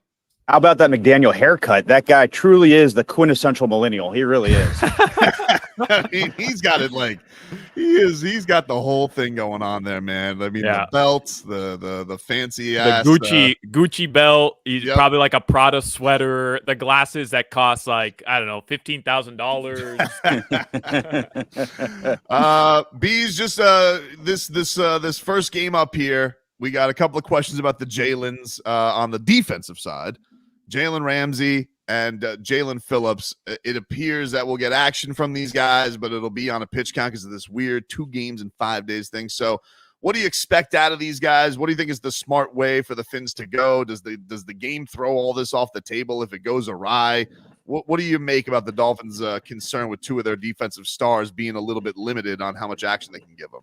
Yeah, it's certainly not ideal, particularly with the Jaguars, who I think are going to have a very dynamic offense this year. I think they're going to be this has all the makings of track meet, simply because of the injuries that you mentioned. The Dolphins' defense, the Jaguars' offense being so very good, and I think that there are some questions still about how quickly the Dolphins are going to be able to adapt to the Anthony Weaver scheme. We saw last year the transition to Vic Fangio was kind of, there's bumpy. There's some hiccups early on. I could see that again this week. I think it's going to be a very, very exciting game. Conditions are going to be perfect. Yeah, it's going to be hot, but it's not like the Jaguars aren't used to warm weather anyway. As far as what to expect out of the Jalen's, Phillips will probably play a bit more than Ramsey. Guys, you have to remember, Ramsey's only practiced like twice in the last month. He was limited the day before they went to Tampa for joint practices, and that feels like years ago, but I think it was 3 weeks ago. And it wasn't anything until this past Friday, and their Fridays are really light. So expect to see a lot of Ethan Bonner today. You'll see Ramsey for sure, but it's not going to be a 65-70 snap day for Ramsey, particularly because the NFL did the Dolphins no favors and scheduled them not just 2 games in 5 days, but 2 really hard games in 5 days. These are quality opponents, both today and obviously Thursday against the Bills. Yeah, I was going to ask you, Bees, if it wasn't because the Dolphins not only are playing Thursday, but they're playing the Buffalo Bills, right? Like that seems to be enemy number one. We all know that. If that wasn't the case, do you think Jalen Ramsey probably would have just not had a snap count today, like a limit on his snap counts today? Or do you think it's just because he's only practiced twice, as you mentioned, and that hamstring is really nagging at him right now? Yeah, a couple of things to consider. One, the Dolphins are as disciplined as any team that I've seen about not rushing guys back too soon. They will always err on the side of caution, bring a guy back maybe a week too late than a week too early. That's just philosophically who they are. We've seen them break down each of the last 2 seasons health-wise. They're not going to risk Jalen Ramsey for an extended period of time for a week 1 game. I also think soft tissue injuries are really, really tricky. I mean, if you have a hamstring, they talk about the worst thing that can happen to a player is the first week of training camp, having a calf, a hamstring, a quad, one of these soft tissue injuries that will recur time and time again throughout the season. So the Dolphins, they do not at all want to get into a situation where you have to manage Jalen Ramsey in November and December over a September game. So, yeah, I think we're going to see him. I don't think we're going to see the full Jalen. We might not even see the full Jalen Ramsey until they go to Seattle in week 3. You're muted, Tobin. What's your confidence level, Bees, about the offensive line? We were kind of joking earlier this hour about how, Mike McDaniel and Chris Greer, they all have a big laugh at the media's concern about the offensive line. But this is a hell of a first test. I mean, this is a Jaguars team that's got a lot of talent getting after the quarterback. It's great that Teron Armstead had a pretty healthy camp, but what do you make of the final product that it looks like we're going to get to see here today? Okay, so one of us is going to be proven right. It's either us, the media, or the Dolphins. There is no gray area in between because we have seen this issue, the interior offensive line is concerned, coming since February. They made a conscious decision in that building to run it back with what they had. Yeah, they brought in Aaron Brewer. We'll see if he's a 1-for-1 swap for Connor Williams. TBD, he's going to start today after having hand surgery about a month ago. But beyond that, it's all 2023 players all the way across the line. And not just that, the depth. I know Andrew Meyer, he made the team as rookie free agent. Maybe we see Patrick Paul down the road. But your core guys of this offensive line are all dudes from last year. And that's by design because they believe that what they saw last year was promising enough that they can continue to develop them in the 2024 offseason where they're going to take a big step forward. So if you're going to see improvement from this offensive line, obviously it's got to come from within. There's no help coming from the outside. I am concerned about those guards. We'll see. Liam Eichenberg, Robert Jones are going to get the start at right and left guard today. That's the matchup to watch. I guess if there is a silver lining, you look at how that Jaguars defense is constructed. and their real big guys are coming from the edges, right? Trayvon Walker and Josh Hines Allen. Those are edge players. The Dolphins have good tackles. I don't think anyone has any major concerns about their tackles. It's all the interior. If this was a team that had real stout defensive tackles to get pressure up the middle, I'd be a bit more concerned. I think they're going to be fine today, but you're not going to be like smoke and mirrors only work so long. You're going to need to see a big leap in year, I guess, whatever it is, 4 now for Liam Eichenberg, a big leap in year 3, I believe, for Robert Jones for this line to be anywhere near what they think it's going to be. Yeah, well, don't hold your breath if you're out there for the big leap from Liam Eichenberg. Breeze, what can we not be saying about this team after this game today? So in other words, we're all expecting, hopefully, a defense that can overcome injury, big performance from Anthony Weaver. But I think on the defensive side of the football, Bees, if there are some lapses, nobody's going to be surprised, right? Just based on everything we've talked about. But on the offensive side, what is one thing we cannot be saying after this game today? Is it Tua and the offense didn't look sharp? Is it McDaniels not getting the plays in as quickly as he should, which has been something that has been kind of concerning over the years? Like, what's that one thing that has to be perfect from the Dolphins today? This is going to sound so basic. Run the damn football. Like, you have the deepest group of running backs in the National Football League, and you might have the best 2 of any team that you'll see. Run the football. I know the Jaguars are acclimated to the summer heat, but you run downhill on a team. I don't care how in shape you are, you're going to feel it on that far sideline in the 3rd and 4th quarter, because that heat's, blasting you, and it's 103 heat index and all that. If this is a team that struggles again to run the football, and I think it's all connected with the offensive line, McDaniel's willingness to stick with it. There was, the playoff game, there were a lot of things that went wrong in that. They needed to be a downhill running football team in a game like that. They need to make that their identity in a large way so they can do it. I mean, you can't count on the 1 seed. The Chiefs look like they're as good as ever. The Ravens, obviously, they lost by a toe. This conference is so deep, so good. You're going to have to go on the road and win January and maybe even February games and conditions. February will be the Superdome in New Orleans, but certainly to get through the AFC, you got to go and win in bad weather climate. And if they can't run the ball this week against, let's be honest, this Jags defense isn't very good. They have some good pass rushers. I think the Jaguars, their defense is built as a front running defense. If you can get up, if the Jags can get up on you, they're going to unleash those pass rushers when they know you're in passing downs. But when it's 1-for-1, apples to apples, our best versus your best, the Dolphins have to run the football. And if you don't, that's a major red flag for me. This is obviously 2 quarterbacks that got paid big money, Bees. Trevor Lawrence getting his bag, and then Tua. Not too much drama. I mean, it was like 1 practice into camp to getting his. There's always going to kind of be a link with them with their college showdowns and whatnot. But what do you make of the QB versus QB like Tua? Do you think it's a thing? Like, I know or do we overblow these quarterback matchups? Because I think it's fun. I like the fact that, like, all right, right off the bat, let's go. You guys both, everybody thinks you guys are the truth. I think, they're probably, could be on the doorstep of elite QBs, but they're really, really good. We know that. But are they both capable of taking their teams to the next step? So what do you make of this QB matchup today? I don't care if they think we overblow it. We need to overblow it. This is an enormous storyline of this game. Look, Tua's never beaten Trevor Lawrence, and he had 2 pretty crushing losses to Lawrence in his football career. Obviously, that national championship 2019 was 44-16 that Clemson just blew the doors off of Alabama. But let's not forget about 2021. And that was really the beginning of the end of the Brian Flores era. The game out in London where it was the game-winning field goal at the gun that gave Urban Meyer one of his 2 wins. If you lose to Urban Meyer, that's a bad day at the office. I think on some level, Tua wants to show, like, Trevor was higher rated coming out of high school. Trevor was higher drafted coming out of college. Trevor's got the bigger contract. I do think on some level, Tua's like, you know what, bleep this. Let's go, and show that I am one of the 5, 6, 7 best quarterbacks in the world. And let me go toe-to-toe with a guy that's got all this hype. And you kind of look at Trevor Lawrence's body of work, and certainly there are extenuating circumstances. I don't know if anybody could have performed at a high level with Myers, their quarterback, as a rookie. But Tua's had the better career to this point. And I don't think it's even been particularly close to Trevor Lawrence. Tua's won 60% of his starts. Lawrence has a career losing record as a starter in the NFL. Completion percentage is higher. yards per attempt is way higher. Like Tua averages a yard more attempt in his career than Trevor Lawrence. Passer rating, I think 12, 13 points higher. Tua's been the better player in the pro, but people look at his arm strength and look at all these measurables that Lawrence has. To me, show me Trevor Lawrence. This is the year you've gotten the bag, right? You've gotten this massive contract. You have the best set of skill position players around you you've ever had on any level of football.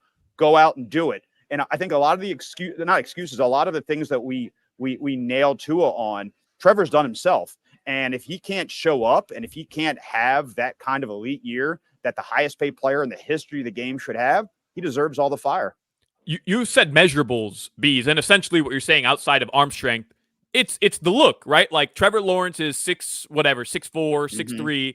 He looks like the next big quarterback. It's the same thing that we've done with Josh Allen, and even Justin Herbert gets the benefit of the doubt because of the look, right? And Tua Tagovailoa is considered undersized, doesn't have a strong arm. How do, I guess on the national level, how does that stop being the case where people look at Tua Tagovailoa? Because look, I have my skepticisms about him being able to go beat Josh Allen, Joe Burrow, and Patrick Mahomes in consecutive games to get to a Super Bowl. All right. But I think those are rational, fair doubts until we see it happen. But in terms of like national respect, I mean, I would bet most people look at this QB matchup today outside of South Florida and say they'd rather have Trevor Lawrence, despite everything you just said. How does that stop being the case? Is it just go win playoff games? Like, is it that simple?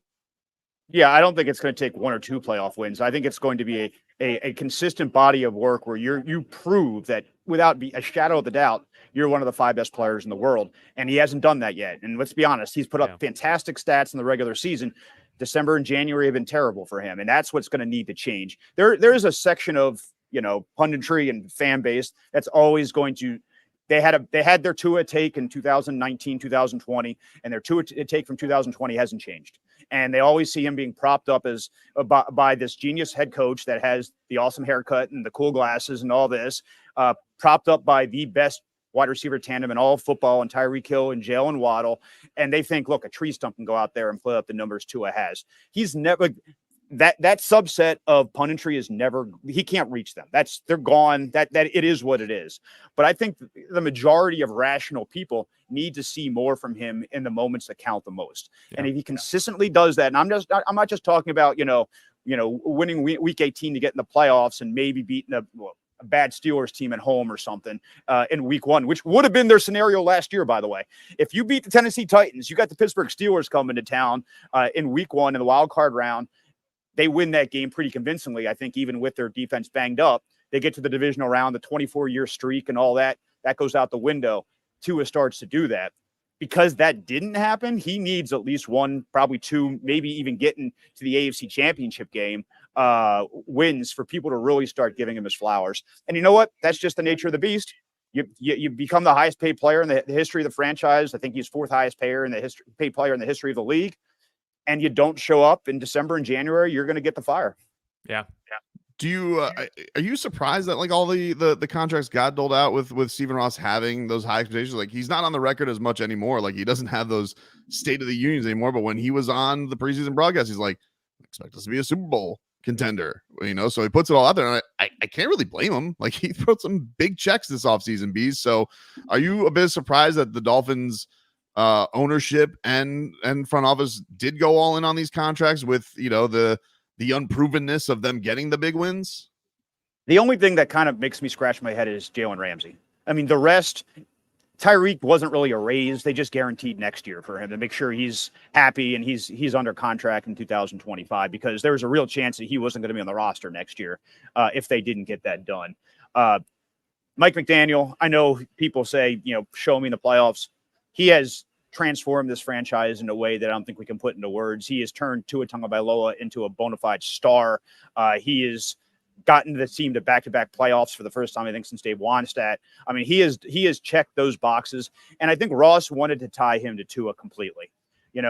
Waddle's through 2028, Tua's through 2028, McDaniel's through 2028. I think they want to see this through for the next 3-4 years without the specter of your contract hanging over their head and all that. I think he wants consistency and durability and all those things are very important. to Steve Ross. I mean, he's built his entire fortune on real estate. There's nothing longer lasting than real estate when it comes to investments. That's just how he thinks. He wants to build things to last. You look at this facility that I'm sitting in, completely transformed this. He's built this to last here, this footprint, this property. I think that's what he wanted to do with the franchise. I am thrilled they're able to get Waddle done, because you look at what it would have cost them in 2 years if he had just hit the market. You're talking about 32, 33, maybe $35 million a year. They got him at a discount when you think in those terms. Tua, the contract is the contract. If you're going to have a player of his caliber extended, that's what you're going to have to pay. I know some people would like to have seen him prove it a bit more. All these things I get. To me, Ramsey kind of feels like he was pushing the issue, right? I mean, pressing the issue is like, hey, look, I can't stand it that Patrick Surtain's getting more than me. I am the best corner in the league. I mean, you look at the length of this thing, that to me is a bit concerning. We'll see if they move him someday to safety, maybe in 3-4 years. That could be their long-term vision for him. But of all the contracts that they handed out, that's the only one to me that makes me kind of scratch my head a little bit. Well, not only that, like, it was tough because we were doing Leroy and I were on the air when it happened, and it's tough for us not to be skeptical. Being like, wait, so was this like a fake hold-in? Like, what was going on? So it seems like, okay, the hamstring thing is legit, but I was like, what the hell? Like, I didn't even realize that he was, barking for a contract. He just got here. Yeah. I think he played it right. He was quiet about it, but this is something that you talk to him off to the side. He is well aware of what the market is and all these things. He totally gets it. So I think he played it right. I probably still wouldn't have done it. Bees, we do have some breaking news. We were, if we looked a little distracted at times during this thing's going all over Twitter. I'm sure you're getting blown up as well. But this has just been put out by Schefter. So Dolphins wide receiver Tyreek Hill was detained by police entering the stadium for a driving violation per his agent, Drew Rosenhaus. But Drew Rosenhaus says that he will play today. Can we just really quickly, before we dive into this? He was in handcuffs though. Like it's like I'm throwing up some of the video, some of the photos for our audience, but he was in handcuffs. I don't know what happened. We're waiting on details for it. We were trying to make sure it was legit, but I don't know. Something crazy happened. The craziness, Bees, you sit down, we start the interview, and then these videos literally as you sat down start circulating, but they weren't like with AI, you never know these days. It was from a guy named Jags Fan 69. I'm not even joking. So I'm like, is that real? Like, I don't even know if this is legit. So I don't know if you got a bounce, Bees, but like that's obviously a huge distraction coming into today's game. Yeah, my Slack, my PFN Slack is on fire. My bosses are probably cursing me out, so I probably should go and check out what's going on. Go do your thing, buddy. Go do your thing. We were like, I don't know. We're like, should we let him go? I don't know if it's even real. Is it him? So Adam Beasley, we're happy to have you this season, buddy. Go check out what the word is on Tyreek Hill, and we'll talk to you next week. All right, thanks. All right, there you go. Adam Beasley joining us here on the program. Breaking news, of course, is that we have Tyreek Hill. I'll throw up some of the video here that's been circulating Twitter. So I'm going to keep it on mute because I have no idea if the guy's cursed or not on it. Right. But it's pretty wild. It's Dan Day's like, I got you. You sure, Dan? All right. Well, let's play. Let's throw it up here for our audience. But there you can see, very fancy car. Tyreek Hill is dude. Like they're putting him on the ground in handcuffs. This is crazy. What the hell, man? Yeah. What is this, like a Scotty Scheffler situation, right? I don't know. He's trying to get around the cops, and he how fast was the cheetah going? Like that's the crazy thing. How fast look at people like pulling up and saying, "Hey, I have him on my fantasy team today. What the hell are you guys doing?" Dude, that is a wild thing right here. You got Tyreek Hill being put in handcuffs, but it did look like there's another photo up from I'll throw this up for you guys here. This is from Will Manso, our boy Will Manso from Local 10. It looks at that point like he is out of the handcuffs and Drew Rosenhaus is dealing with him. Will Manso saying, just drove past the scene with police surrounding the area to keep cars moving. Appears to be Tyreek Hill being talked to by Agent Drew Rosenhaus. But he is apparently going to play. Like apparently whatever had happened at the time, it does seem like he is going to be good to go. Yeah, Adam Schefter did tweet out that Drew Rosenhaus says He was detained by police. So, I mean, that's a very important word. Wasn't arrested. He was detained by police today entering the stadium for a driving violation. But his agent, Drew Rosenhaus, said Hill will play today. That's crazy, man. What the hell? What in the hell? This is how we're starting the season? This is how it's going, huh? I wonder what he did, man. The last time I remember something like... Does it matter? Like, I mean...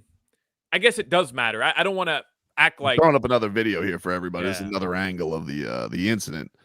But yeah, you can see him there, like hands behind his back.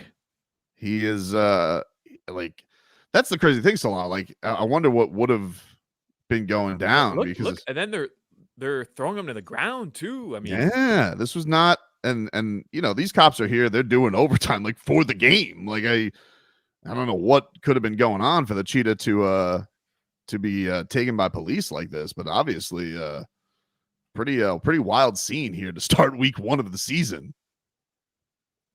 Wild, man. I mean, even if he's trying to get around traffic and I guess, you know, the word everybody will use. So when I realize these are sensitive issues, like I'm very much aware, but even if, you know, he's not complying with the traffic route or whatever, you would imagine the most recognizable player that the Miami Dolphins have had for 3 years would be able to get some sort of, or to be in a situation where he wouldn't be handcuffed outside of his own stadium before week 1. You know what I mean? You know, and this is the thing. Like, you know, you have the reporters who are on this. This is what we were kind of waiting for when Beasley was on with us.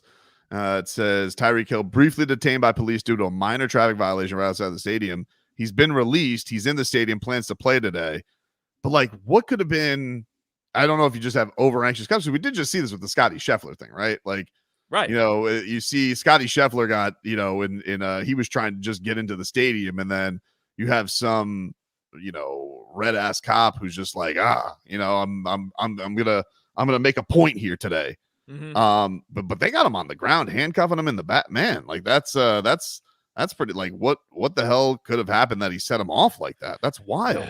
And look, I mean, Tyreek Hill can, we always say, you know, he'll tell a whopper too. So again, like I don't want to speak out of turn here and just assume what happened. You know, I mean, this is a little more serious than I was hoping to be getting into on week 1, Tobin. I got to be honest here. I mean, that's crazy, dude. What?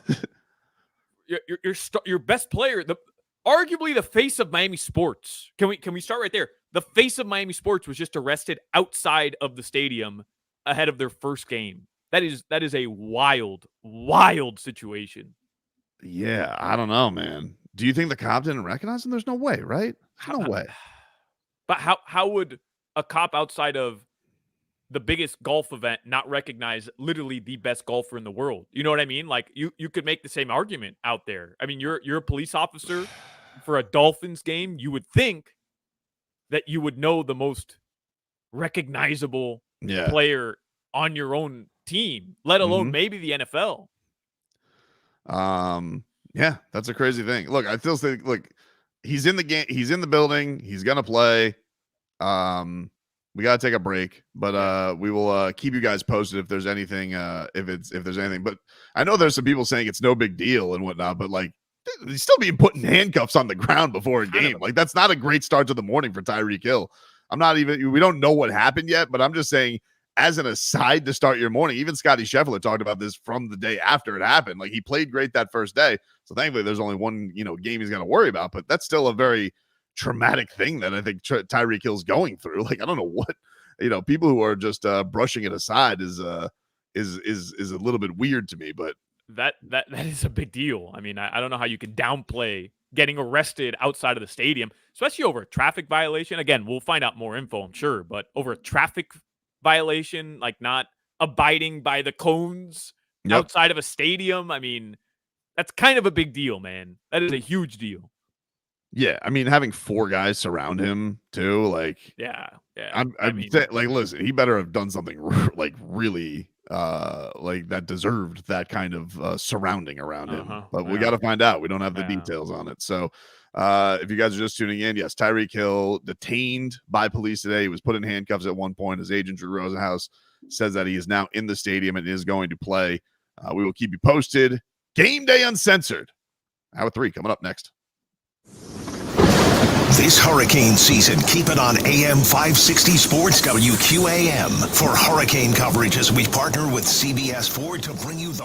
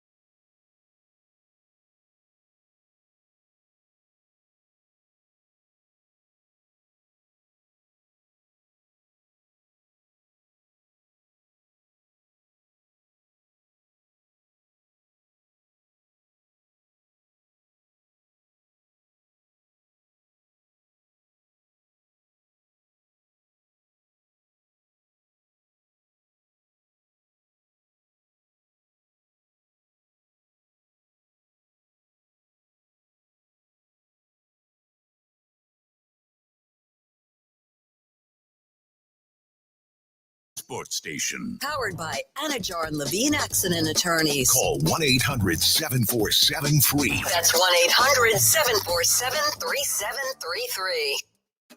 Now, let's get back to Game Day Uncensored on AM 560 Sports, WQAM, FM 99.9 HD2, and always live on the free Odyssey app. Game Day Uncensored is sponsored by Southern Lexus Dealers. Find your summer getaway at the Lexus Golden Opportunity Sales Event. Get offers on select models through September 3rd. Also sponsored by the free Odyssey app. Download it today to listen to us live or on demand. And by Edmore Sawgrass Cadillac. When it comes to returning your lease, Ed Morse has your back. Ed Morse Sawgrass Cadillac is your lease return headquarters. Click edmoresawgrasscadillac.com. Ed Morse is a proud partner of the Miami Dolphins. Welcome back, everybody. It's Game Day Uncensored here, 560 WQAM. Brendan Tobin here with you alongside Alejandro Solana, getting you ready for week 1 of the Miami Dolphins season as they host the Jacksonville Jaguars at Hard Rock Stadium. Dan Day producing this program today. You guys can hear Dan, of course, 4 p.m. today, Game Day Uncensored post-game edition. Get you ready for all the action. Thanks to Adam Beasley for joining us earlier. We are expected to talk to Omar Kelly coming up next hour. We will get the inactives in about 20 minutes for the Miami Dolphins. But if you guys are just tuning in, some breaking news at the stadium today where Tyreek Hill was arrested outside of the briefly. He was put in handcuffs by officers for a driving violation. The Dolphins have put out a statement in the time that we were in commercial break. This was the tweet that they had. They said, this morning, wide receiver Tyreek Hill was pulled over for a traffic incident about 1 block from the stadium and briefly detained by police. He has since been released. Several teammates saw the incident and stopped to offer support. Tyreek and all of the players involved have safely arrived at the stadium and will be available for today's game. So that is the team side of things. Jeff Darlington, who of course was boots on the ground for the Scotty Scheffler. Here was Jeff Darlington. He just tweeted out, I'm told by sources Tyreek Hill was cited for reckless driving as a result of his incident outside the stadium with police. After he was pulled over, he got into a verbal altercation with police. The officer chose to place Hill in handcuffs. He was cited and released after the situation de-escalated. So what's interesting there, though, Tobin, is like, okay, reckless driving, right? I mean, that's essentially Tyreek Hill trying to get around traffic, probably going through cones or something. Like, he's trying to get to the stadium because he has a game. I can't imagine just knowing and being there early before games. Like, there's no opportunity for you to drive 120 miles per hour on University or wherever they were, because there's just too many cars around. So like, it's still fairly early though. Like if this happened in the 10 o'clock hour, it's still like enough where there could be times. And look, we could see here I'll put the video up one more time for people so they can see what's been circulating. But obviously Tyreek Hill, fancy ass car. So like cops will be definitely, cops down here, they'll be a little bit more like, what the hell's going on here? They may not associate, oh, that's Tyreek Hill's car. They just see fast car, guy going super fast, and they're chasing him down. And, Tyreek Hill, if he had a bad reaction to it and you have a cop who is like very sensitive, it could be a Molotov cocktail to this kind of a situation. Because I could see where Tyreek Hill mouths off. I mean, hey, I'm Tyreek Hill. And the cop says, I don't care who you are. And he's like, I'm the person everybody here is coming to see today. Literally. Like, let me go. And yeah, I mean, these situations escalate despite them not supposed to escalate. They're not. It's supposed to be the other way around. This is crazy to me though, Tobin. I mean, you put the guy everybody's coming to see in handcuffs over a traffic citation. I mean, it's crazy to me, man. It really is. Yeah. I mean, look, obviously we got to get, more details to find out what it is. There's some more details. This is from Andy Slater. Of course, there's a lot of strong sources in law enforcement. He says Tyreek Hill was detained by police outside Hard Rock Stadium, allegedly was driving erratically. Law enforcement sources tell me he then got out of his car angry. That's when cops placed him in custody, I'm told.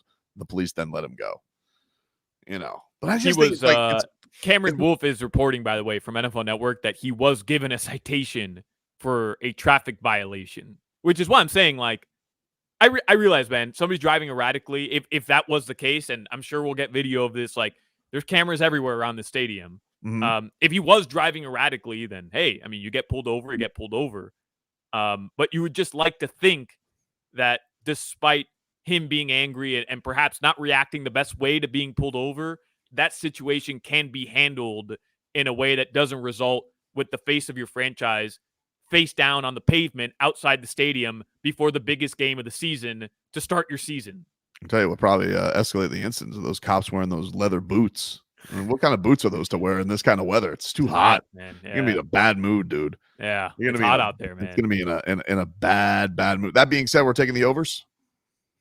Absolutely, of course. This does not mean anything. Kevin Harlan's on the call.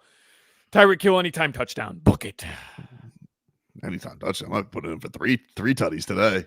Kevin Harlan saw those videos and was the one that went out there. Like, Kevin Harlan was the first one. He's like, listen, fellas, I appreciate you guys, but you don't get this. I got to yell, he's got Hill a couple times today, okay? So I appreciate what you're doing out here, fellas, but please let Tyreek Hill out of those handcuffs and back into the stadium. That being said, I hope he says he's got Hill for Julian Hill today, because I got that prop for anytime touchdown plus 1750 today. Are you jumping on Julian Hill? Is that your guy? I jumped on it already. I jumped it on already. Already. Okay. So River Craycraft on the IR. Yeah, right. I needed a new guy. So I was like, who's the longest shot touchdown on here? And it's Julian Hill, who they gave the Kittle tapes to. So I got him at plus 1750. I think it's already down to like plus 1500. So this action, everybody's on it. Like, let's go. All right, I'll ride with you, Tobin. I am on the absolute coldest streak gambling that I am so down bad, Tobin. I hate admitting this. I'm so down bad. I missed out on a parlay yesterday because I put money on Western Carolina to beat Campbell, two schools I've never heard of. I mean, that's how down bad I am. So I need this Julian Hill anytime touchdown bet. But I will tell you, I put in a bet earlier last week, right when the game lines came out on Monday. Tua Tagovailoa. We talked about nimble Tua Tagovailoa over 2.5 rushing yards. That's it. 2.5 rushing yards, Tobin. It was at minus 125, and I jumped all over it. I want to see nimble Tua today. He's lost the weight. We've coined him nimble Tua. Mike McDaniel's coined him nimble Tua. We've seen him more mobile in the short stretch that we saw during preseason. Not just because of my prop bet, but that's something that we haven't talked about. Tua Tagovailoa being able to get out of the pocket, extend plays, and kind of show that he's still got the Jets on him. Yeah, we'll get more into Tua because obviously it is a big year for him. It is a big year for him, and there's a lot on the line. I want to give one more tweet here. This is from Adam Schefter. Drew Rosenhaus has told Jeff Darlington on ESPN's Sunday NFL Countdown that what happened this morning to Tyreek Hill was, quote, completely unnecessary, and I'm very distraught about it. We're going to have to look into it. So that is the words of Drew Rosenhaus on Tyreek Hill being put in handcuffs for a reckless driving violation / citation. So we'll if there's any new details on it, we will, of course, keep you posted. But he is available to play according to the team. And, very crazy start to our morning here on Game Day Uncensored. We will get more into Tua, give you some more porpoise props that are some fun bets here today. We got a lot to get into with this matchup. Dolphins, Jaguars. We continue on after this. WQAM broadcasting live from the Ed Moore Sawgrass Auto Mall Studios. Shop massive savings on a massive Chevy inventory, all backed by Morse at Ed Moore Sawgrass Chevrolet. Visit EdMooreSawgrassChevrolet.com. Chevy, find new roads. Text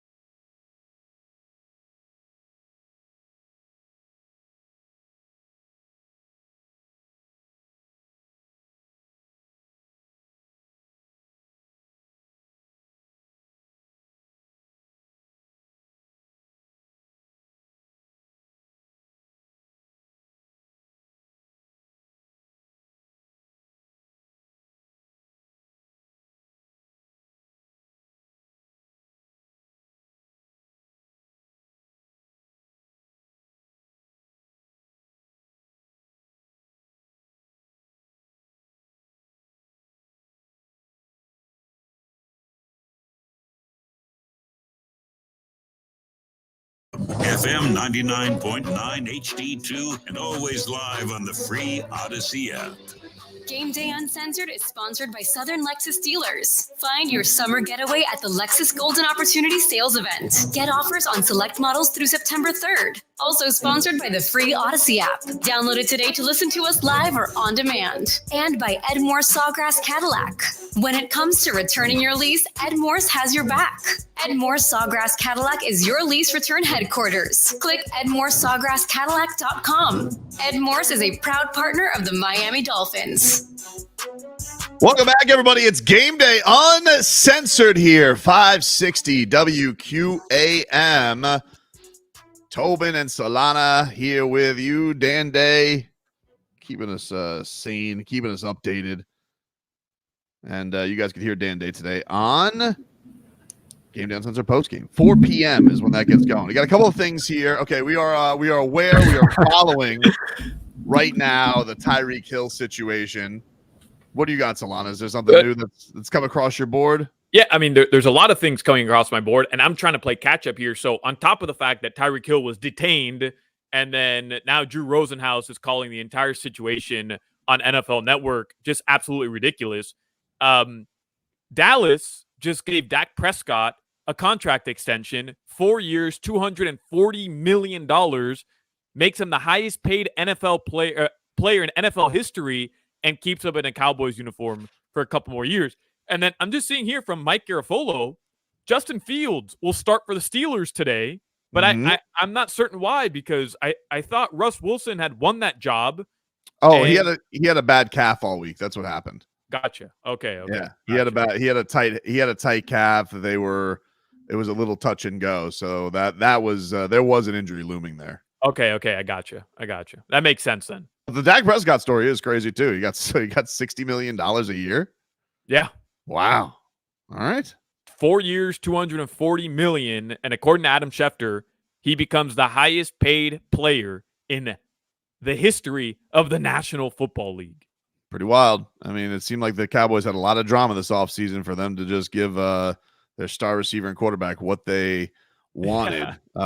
Jerry Jones, what happened there? I mean, I don't know. The old man lost his negotiating tactics because CeeDee Lamb got what he wanted, and now Dak Prescott got what he wanted as well. For the latest on Hill, we don't really have anything new. This broke last hour.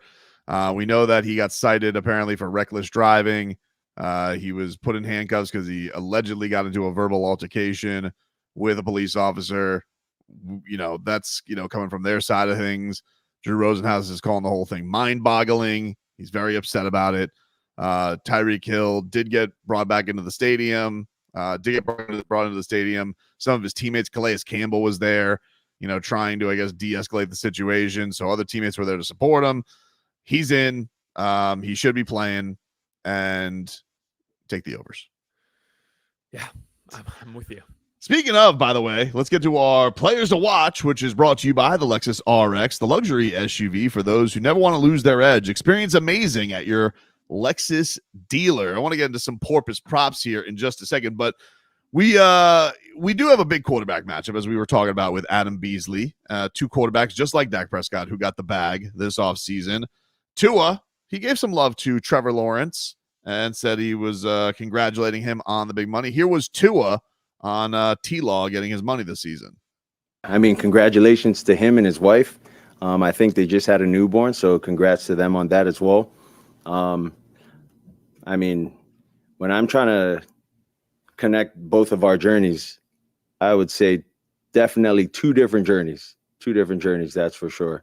But also, there's some similarities in a way, but I think the way he's handled everything that he's gone through there in Jacksonville has been really commendable, and it's been really good for him. And as you can see, it's worked out really good.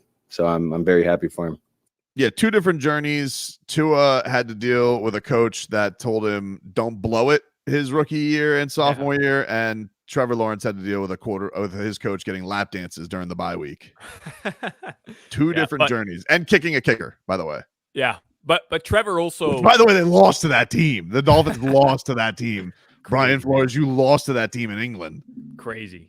crazy. Unbelievable. Yeah, when Bees was remembering that game, how, it was a late kick to steal it for the Jaguars. I mean, Tua didn't play well in that game, but neither did Trevor Lawrence. Like, both teams, it was these London 9 a.m. games too, Tobin. Like, you don't necessarily ever get the best football. But that was one of the very, very low lights of the Brian Flores era, losing that game. Well, they just got Tua back. He was coming off the broken ribs. Right. Yeah. But Crazy.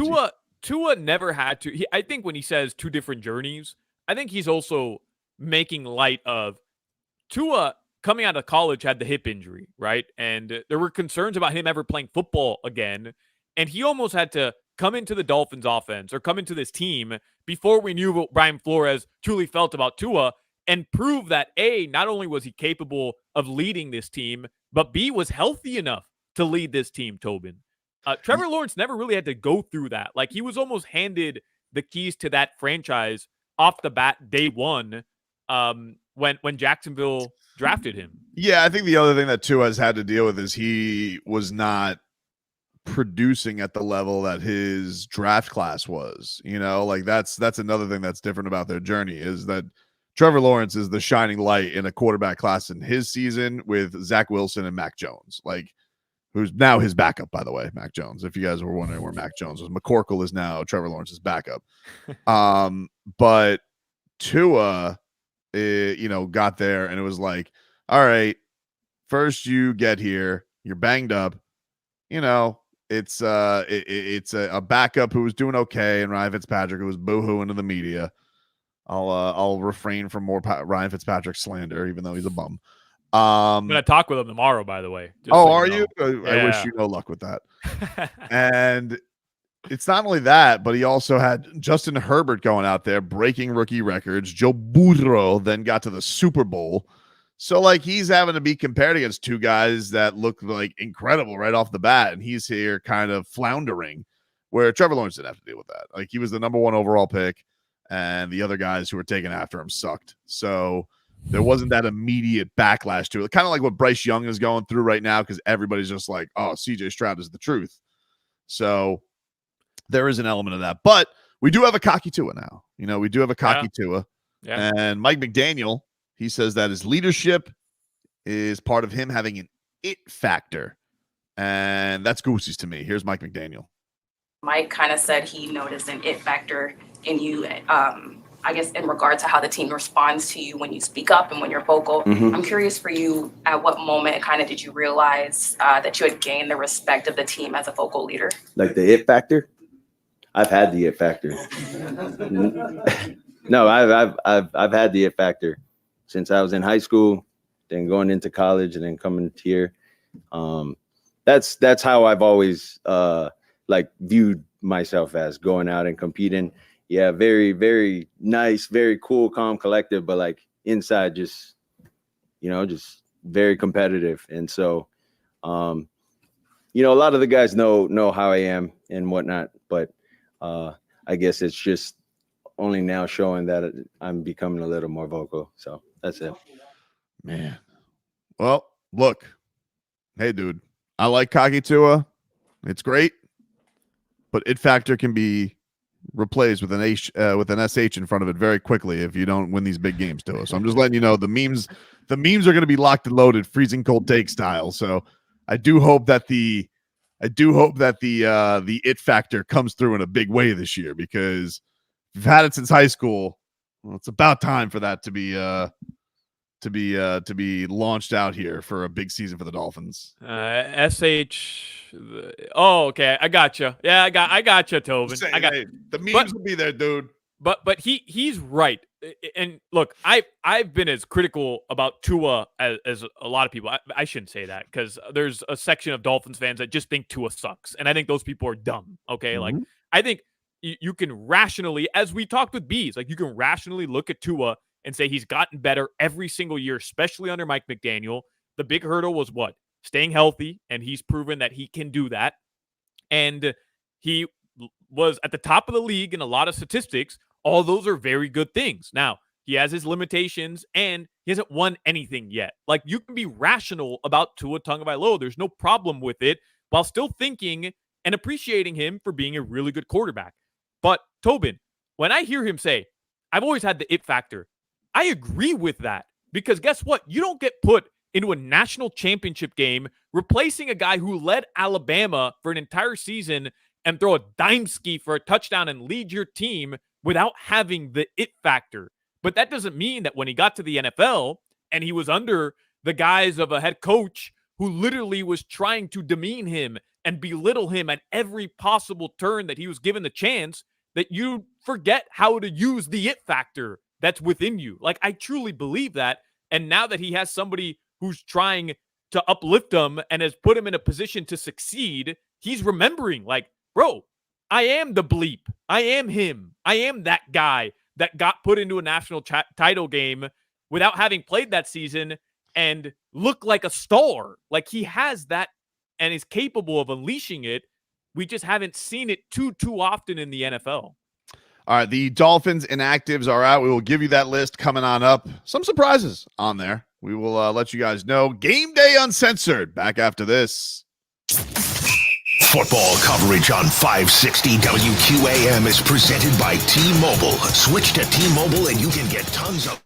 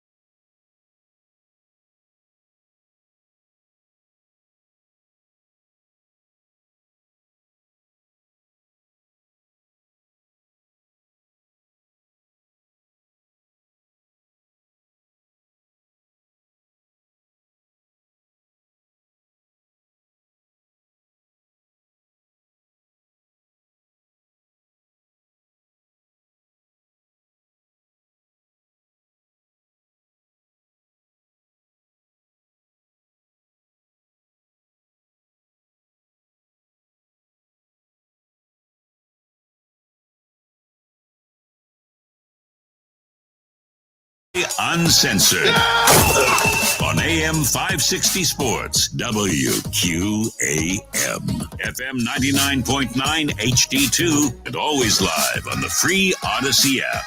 Game Day Uncensored is sponsored by Southern Lexus Dealers. Find your summer getaway at the Lexus Golden Opportunity Sales Event. Get offers on select models through September 3rd. Also sponsored by the free Odyssey app. Download it today to listen to us live or on demand. And by Edmore Sawgrass Cadillac.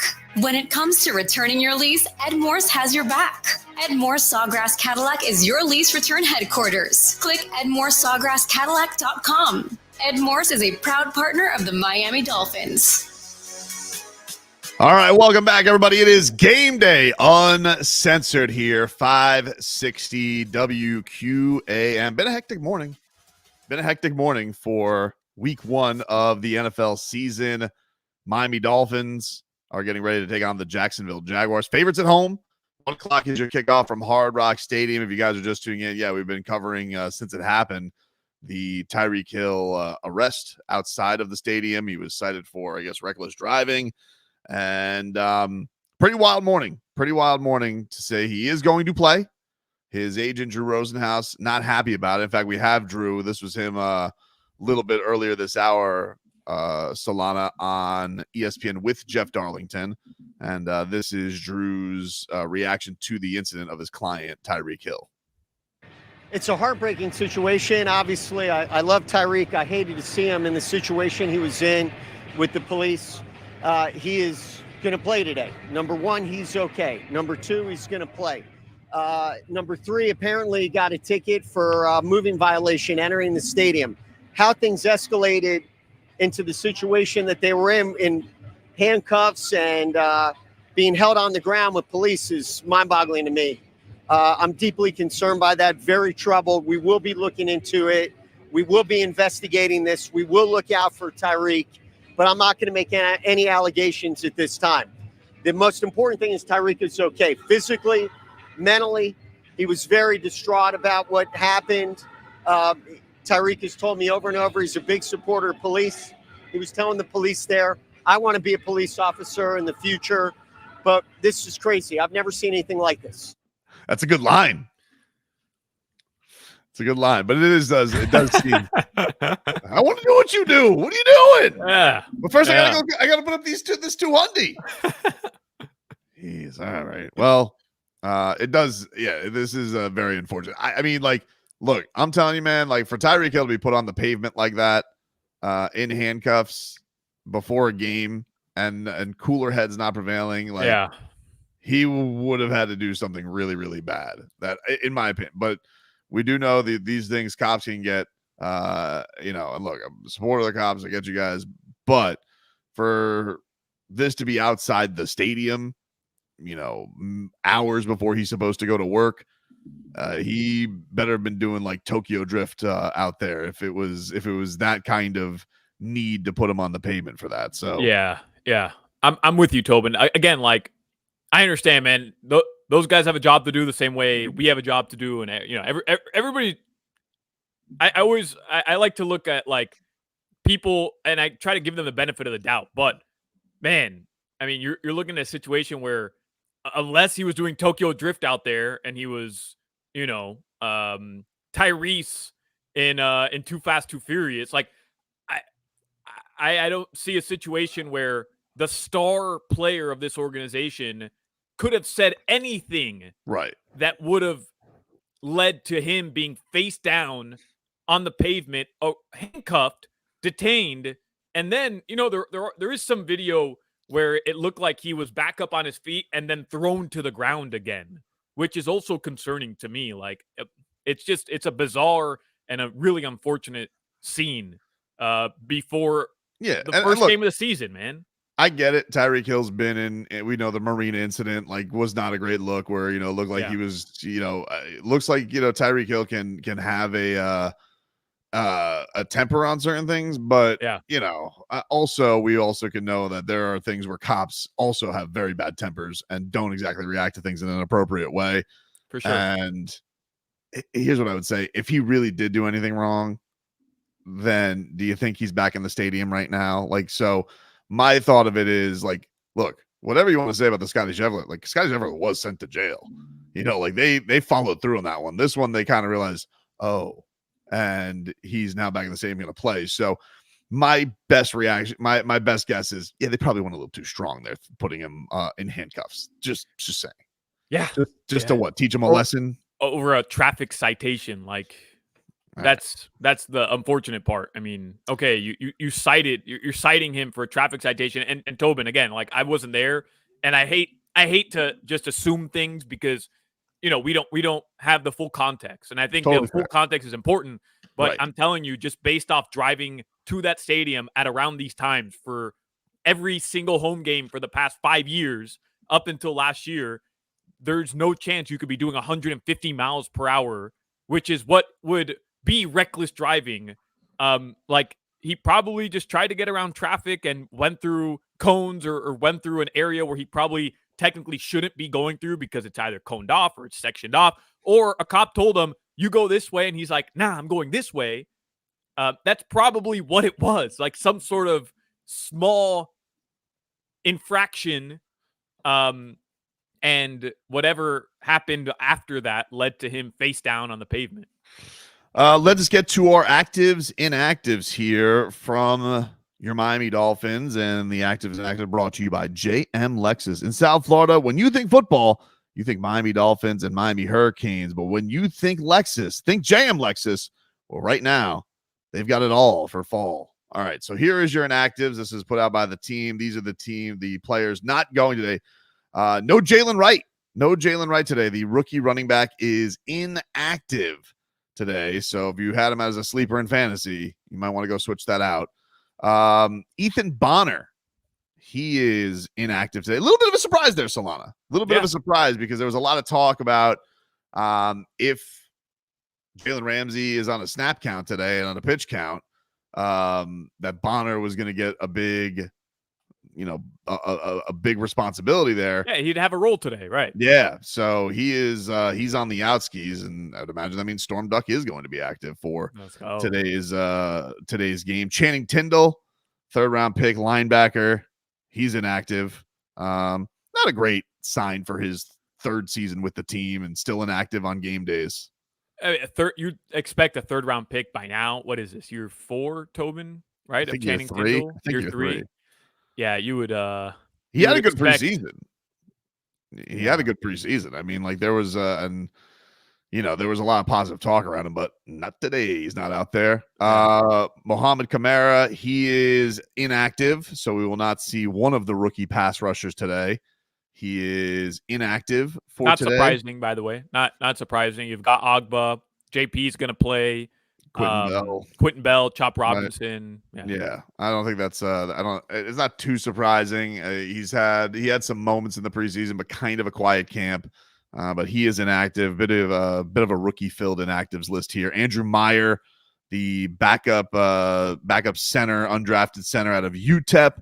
He is inactive. No surprise there. And then finally Malik Washington, we knew was going to be inactive with his quad injury. So there you go. A very rookie-filled inactives list. So the rookies who are active today, you got Chop Robinson and Patrick Paul. Is that the list? Is that everybody? I think so. Yeah. So very interesting to see all the rookies. They're not going to. Jalen Wright, I think, is probably the most surprising. But, maybe they don't think he's got the entire offense down at this point. He did show some great flashes in the preseason that we were all very excited about, but you're going to this game here. You got Raheem Mostert, you got Devon Achane, and then you're going to go with Old Faithful, Jeff Wilson. Yeah, but the Jalen Wright, disappointment for today has more to do with how we inflated our ideas of Jalen Wright than maybe what actual expectations should have been. Because let's be honest, we saw what Achane did last year. And then they draft this shiny new toy, and we're like, oh, okay, we're going to do it again. We're going to do it again, Tobin. But the reality is, you have Achane, you have Raheem Mostert, you have your weapons in place.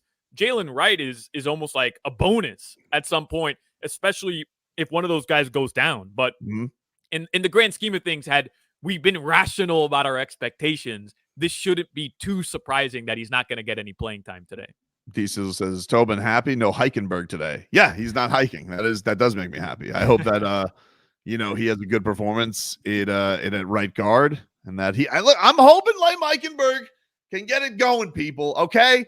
I haven't mentioned anything about him. I haven't taken any pot shots at him.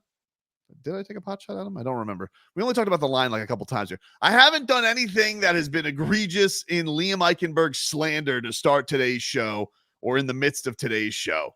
So I am hopeful he has a great game, no sacks, and we can roll with that. We will obviously talk some more with this with Omar Kelly coming up here at the top of next hour. But yeah, that is an interesting one. And then I Got Game does point out, he says Chosen was elevated. Yeah, we did mention that early on in the show today. Robbie Chosen is part of the squad, and the news on Jalen Ramsey now not on the inactive list is he's going to be good to play, but he is expected to be on some kind of a snap count as well. So definitely have to you got to keep an eye on that for the Dolphins, because they are going at this with some guys who are going to be a little bit hampered, a little bit they're going to hold back because they do have a game, 2 games in 5 days, which sucks. I mean, like, it's fun because we'll get a lot of Dolphins over the next 5 days, Solana, but they're high stakes games. They're high stakes games, and they feel like right off the bat, we know the Dolphins, because of looking at that ominous December, January, we know they need a fast start. Like, yeah. There's like no doubt about it. You can't come out of this week winless. Like, you can't come out of this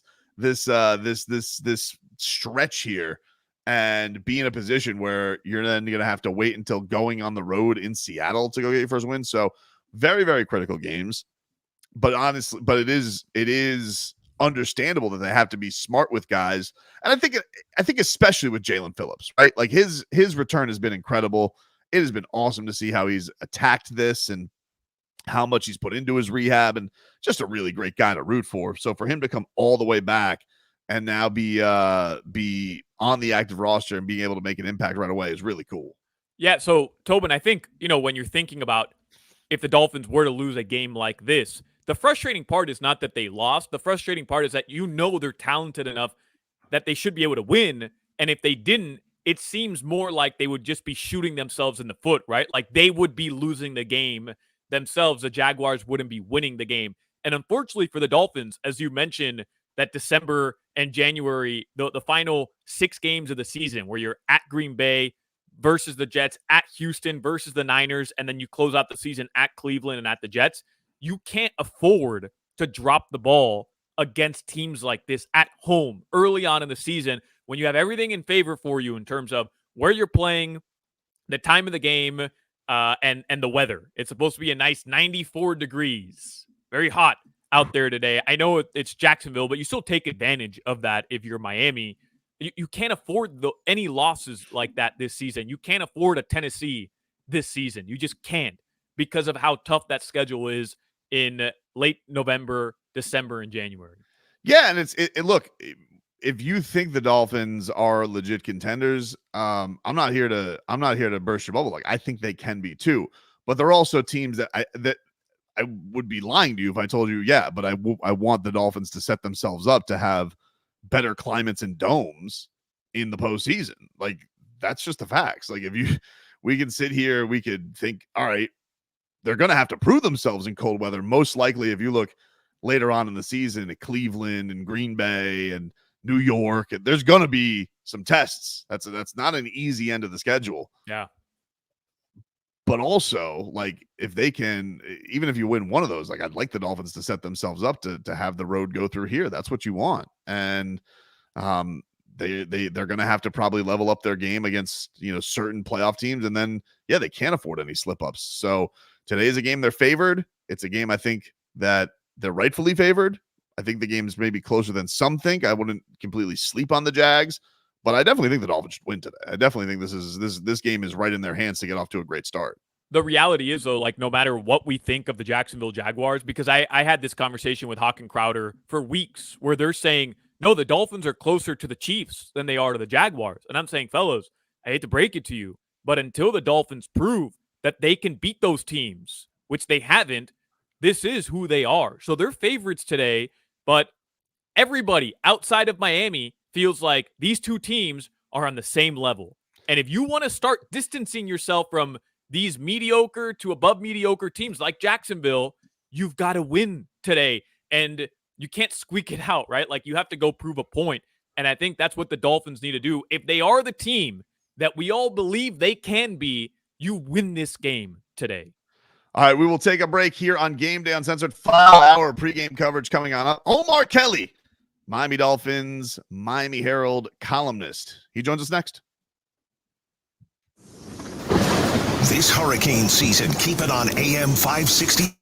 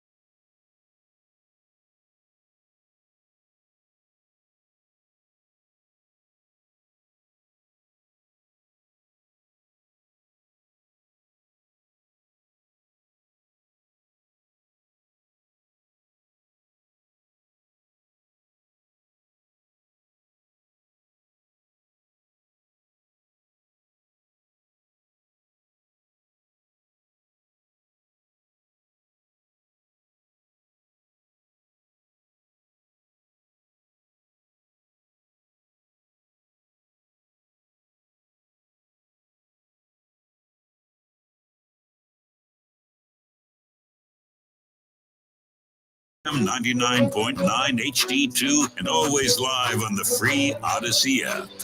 Game Day Uncensored is sponsored by Southern Lexus Dealers. Find your summer getaway at the Lexus Golden Opportunity Sales Event. Get offers on select models through September 3rd. Also sponsored by the free Odyssey app. Download it today to listen to us live or on demand. And by Edmore Sawgrass Cadillac.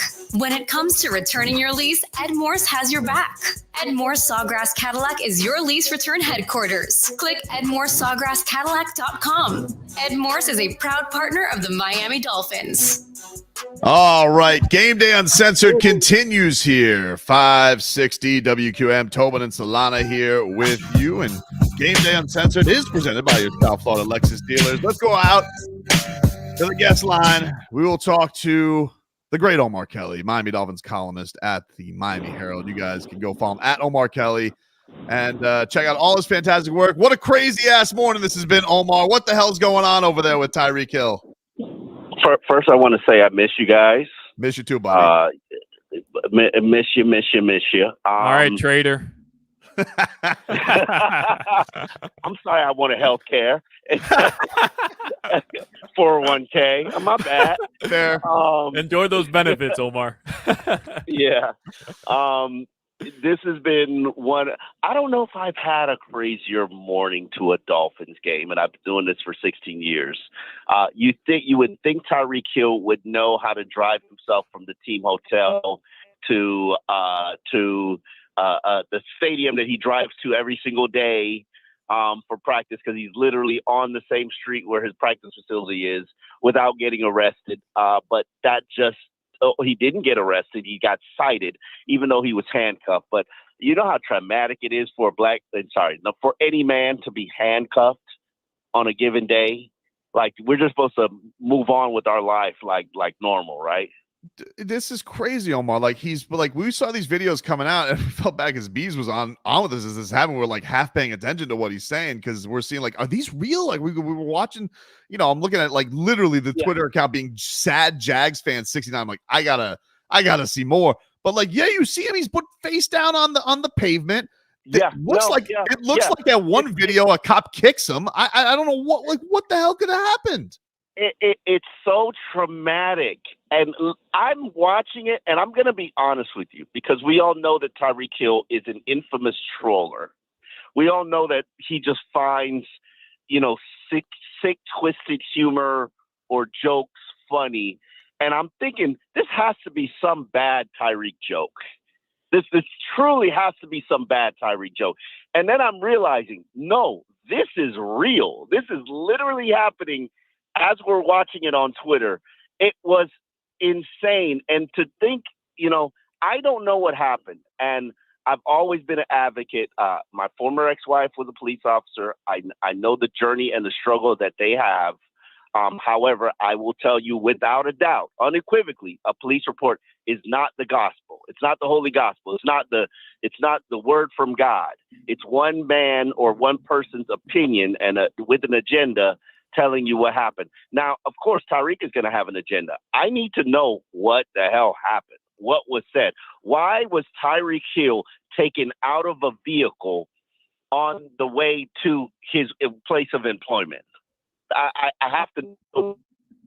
Yeah, and Omar, you and I, you've been to every single Dolphins game forever, and I would drive to the stadium as well. Most people that are listening have probably been there, and we all go at around this same time, between 9, 10 a.m., which is the same time Tyreek was detained and taken out of his vehicle.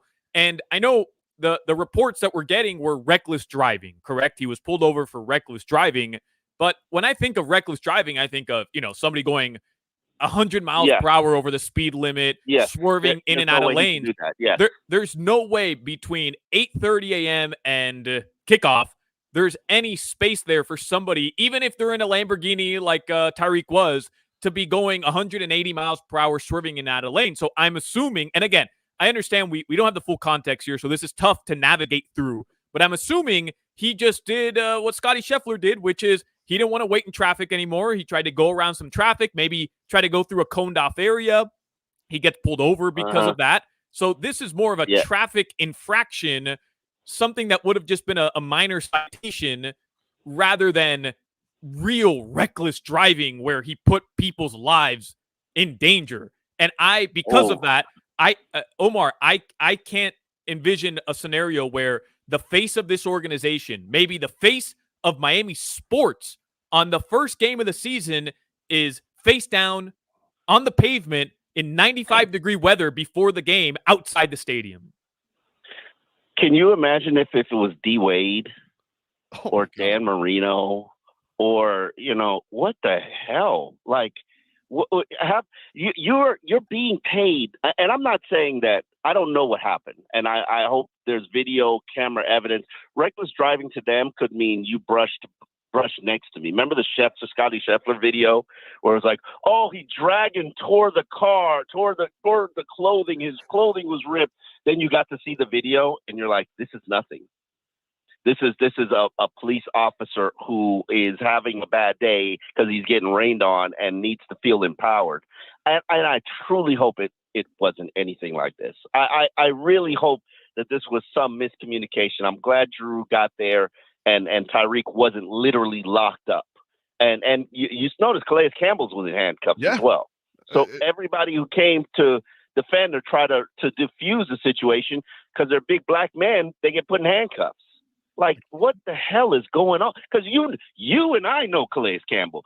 There should be no reason Calais Campbell's put in handcuffs. No shot. Like, he's clearly trying to resolve the situation, but because he's 6'7", 330 pounds, he's got to go in handcuffs. Like, this.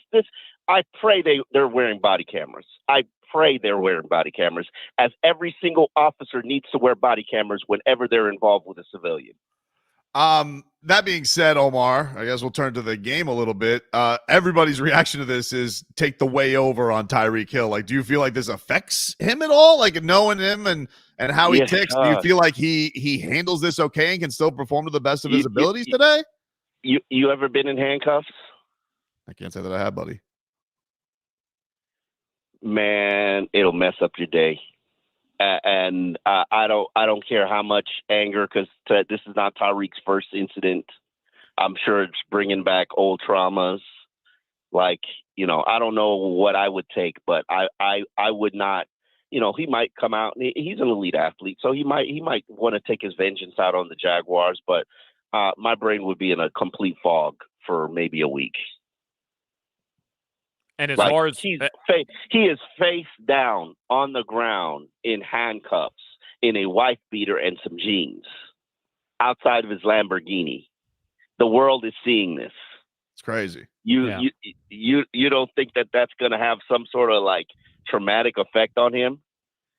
No, for sure. But as far as the rest of the team, Omar, I mean, we kind of use the word distraction almost like a meat shield, because I mean, these guys are obviously distracted by this. Like, your buddy was just put through that scenario, but like, is this something that the Dolphins perhaps can rally around, or is that like out of place? Yeah, no, they could certainly rally around it. We want to play for Tyreek or whatever.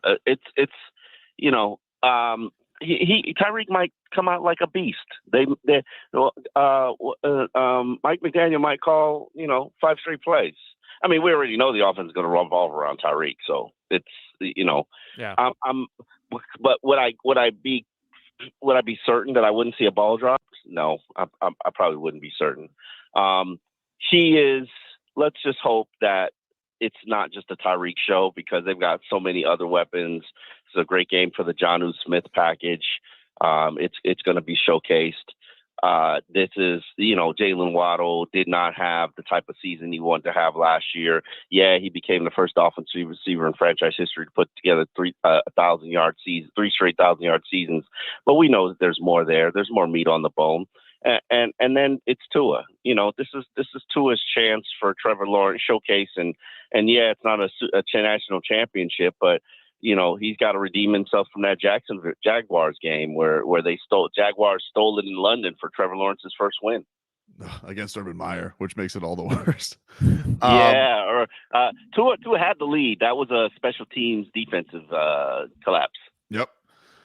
Anything in the inactives surprised you, Omar? That a lot of the rookies not active for today, but anything that stood out to you?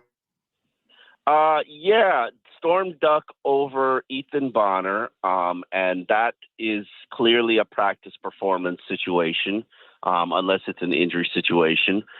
We all in the media thought we thought Ethan Bonner was. They talked about Ethan Bonner being the guy potentially replacing Jalen Ramsey. I know Ethan plays on special teams as well. But clearly, it seems like Storm Duck outperformed him this week. And the Dolphins are a big team when it comes to performance dictating what your role will be and what the packages we use are. And Storm must have had one hell of a practice week. What about Robbie Chosen being elevated, Omar? I know, look, Tyreek. Oh, come on. You know that's not a surprise. Robbie, come on. Robbie's the second most third most experienced receiver on this team behind Tyreek and behind Waddle. No. He's got more experience than Waddle. And behind Odell Beckham. But Robbie's a perception. Robbie's got this image thing where his own fan base wants to hate him. And yeah, he's been on practice squads for the last 2 years, and a lot of that is because of this perception that he's hard to coach or a difficult guy or Mr. Mean or has incidents with police. And Robbie can still beat you deep. And that's why he's elevated, because if something happens to Tyreek or Waddle, he's the only guy that can get the offense to produce the way that it's supposed to produce. They don't have to, and I tried to explain this to fans all last year and they don't get it, but he's the only guy that can keep the offense consistent if something happens to Waddle or Tyreek. Like, there's nobody else, no team is going to respect deep. Nobody. Not a single player on the roster. So, maybe DuBose, if he ever gets out there. I don't know much about his game. But, yeah, it doesn't surprise me, Robbie. Robbie's probably going to be elevated for the next 3 weeks until Odell Beckham gets back. What do you think this snap count situation looks like for Jalen Phillips and Jalen Ramsey? Like, how do they exactly handle that? Ramsey will probably try to go and see where he is, see how he feels, see if he suffers a setback or strain, they'll probably pull him immediately and replace him. Jalen Phillips, I would be shocked if he's not a first and second down player, probably 30 snaps, and then they'll put Chop Robinson in on the field on passing downs. Chop is clearly going to be a passing downs only player right now, and we'll see. Anthony Weaver talked about how rookies have to touch the stove, so maybe he's going to get an opportunity to play on first and second downs. But we all saw the preseason. You know what happens when he plays on first and second downs. Teams run at him. Hey, Omar, I asked Adam Beasley this earlier, and I want to ask you the exact same question. What is one thing we absolutely cannot say about the Miami Dolphins after this game? So in other words, Beasley, his response was something as simple as they've got to stick to the running game. They can't fall in love with just throwing the ball too much and getting away from what will work for them. What's something that absolutely cannot be said about this Dolphins team after the game today? My focus is always on the trenches. And if you're going to be soft in your trenches, both on the offensive and defensive line, you're not going to have a good season. And I think they're very light in all areas in the trenches this season. And I right now, from a depth standpoint, and to me, you got to get that fixed before we can say that we're going to be Super Bowl contenders. So I'm excited. If Liam Eichenberg isn't on the ground for half the game, and he shows you his productivity, shows you that he can be a reliable right guard, then I'd be like, yeah, we got hope. I don't worry too much about Robert Jones. It's Liam Eichenberg. I gotta not see him on the ground for 15 snaps. Yeah, welcome aboard, Omar. I welcome you to the Liam Eichenberg Skeptic Club. He couldn't go one show without ripping Eichenberg. Come on, Omar. One show. Oh man, one show. Listen. It's. I mean, I've always said this: a team is only as good as their weakest link on the team. And right now, name me a weaker link at starter than Liam Eichenberg. No, can't. I'm terrified. I hope it works out. I want it to work out. It sounds like they all have faith in him, but they got confidence and faith in that man. They really truly do believe that he's going to be a good starting right guard. They truly do believe, to the point where they want to mock us about it. Okay, that we're concerned. All right, yeah, I feel real good about that. Let's see. Well, we appreciate the time, man. Enjoy the game today. Sorry you had such a crazy morning with all this going on, but thanks for the time. All right, no problem, guys. Thanks, Hope. Go follow Omar Kelly at Omar Kelly, Miami Dolphins columnist for the Miami Herald. We'll take a break, look around the league, keep you updated with any news and updates that we have from your Miami Dolphins as we lead up to kickoff. Week 1 right around the corner. More Game Day Uncensored after this. Text WQAM on the Kendall Toyota text line at 305-567-0560.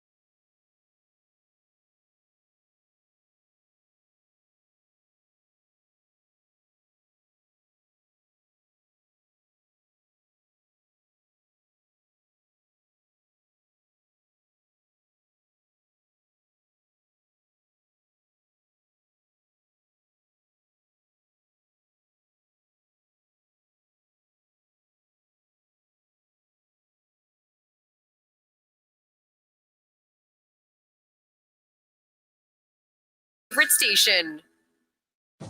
Game Day Uncensored continues on AM 560 Sports, WQAM, FM 99.9 HD2, and always live on the free Odyssey app.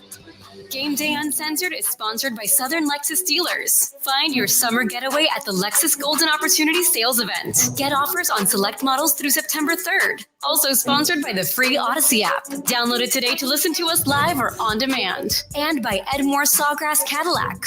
When it comes to returning your lease, Edmore's has your back. Edmore Sawgrass Cadillac is your lease return headquarters. Click EdmoreSawgrassCadillac.com. Edmore's is a proud partner of the Miami Dolphins.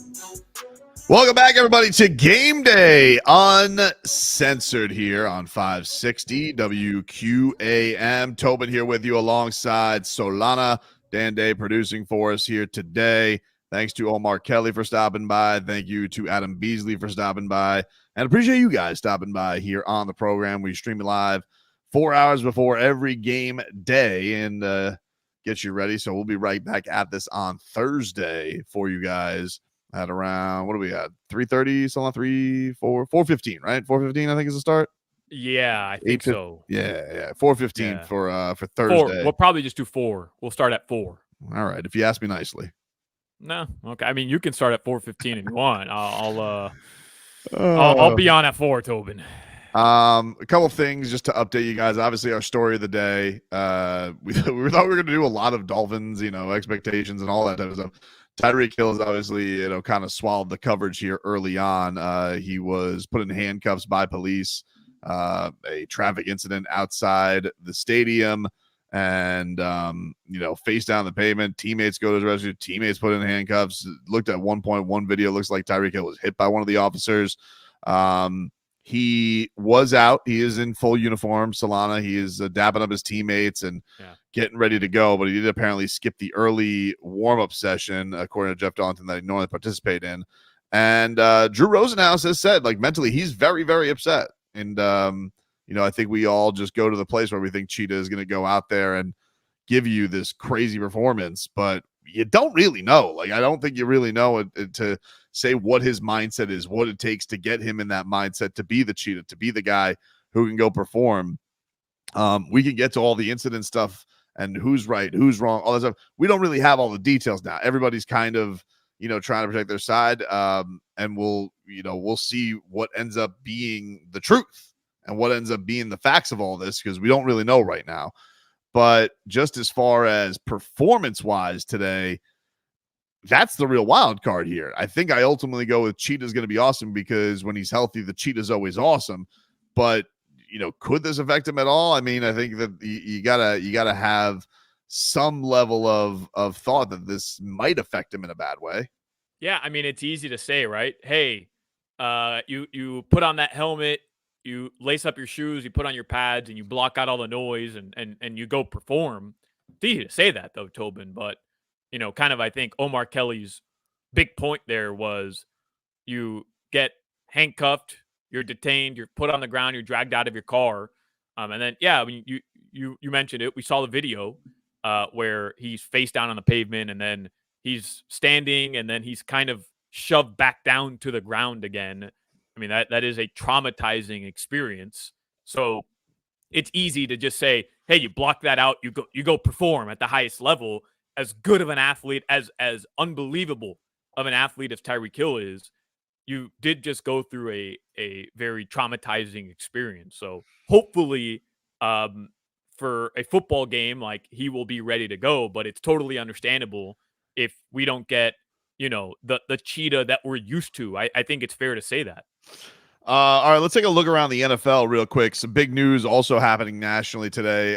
If you guys are just getting into it, or you're just getting to, if you're on your late way to the stadium, Dak Prescott got a new deal with the Dallas Cowboys, 4 years, $240 million.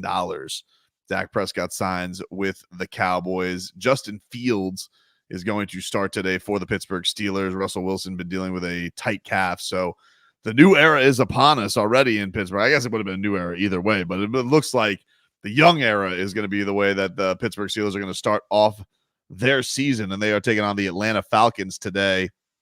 see if the line changed. It was 3.5. Atlanta the favorite going into this, and it has gone down to Atlanta -4 for this game in ATL. So you got that going on.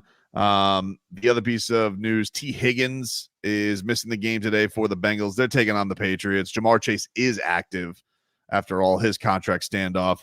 Cincinnati in that game, that one has gone to 7.5. Cincinnati is a favorite over the Patriots. So down a little, because I think they were 8-point favorites pretty much the entire week. But Patriots look like they're in for a rough one, dude. I mean, that's just the facts of it.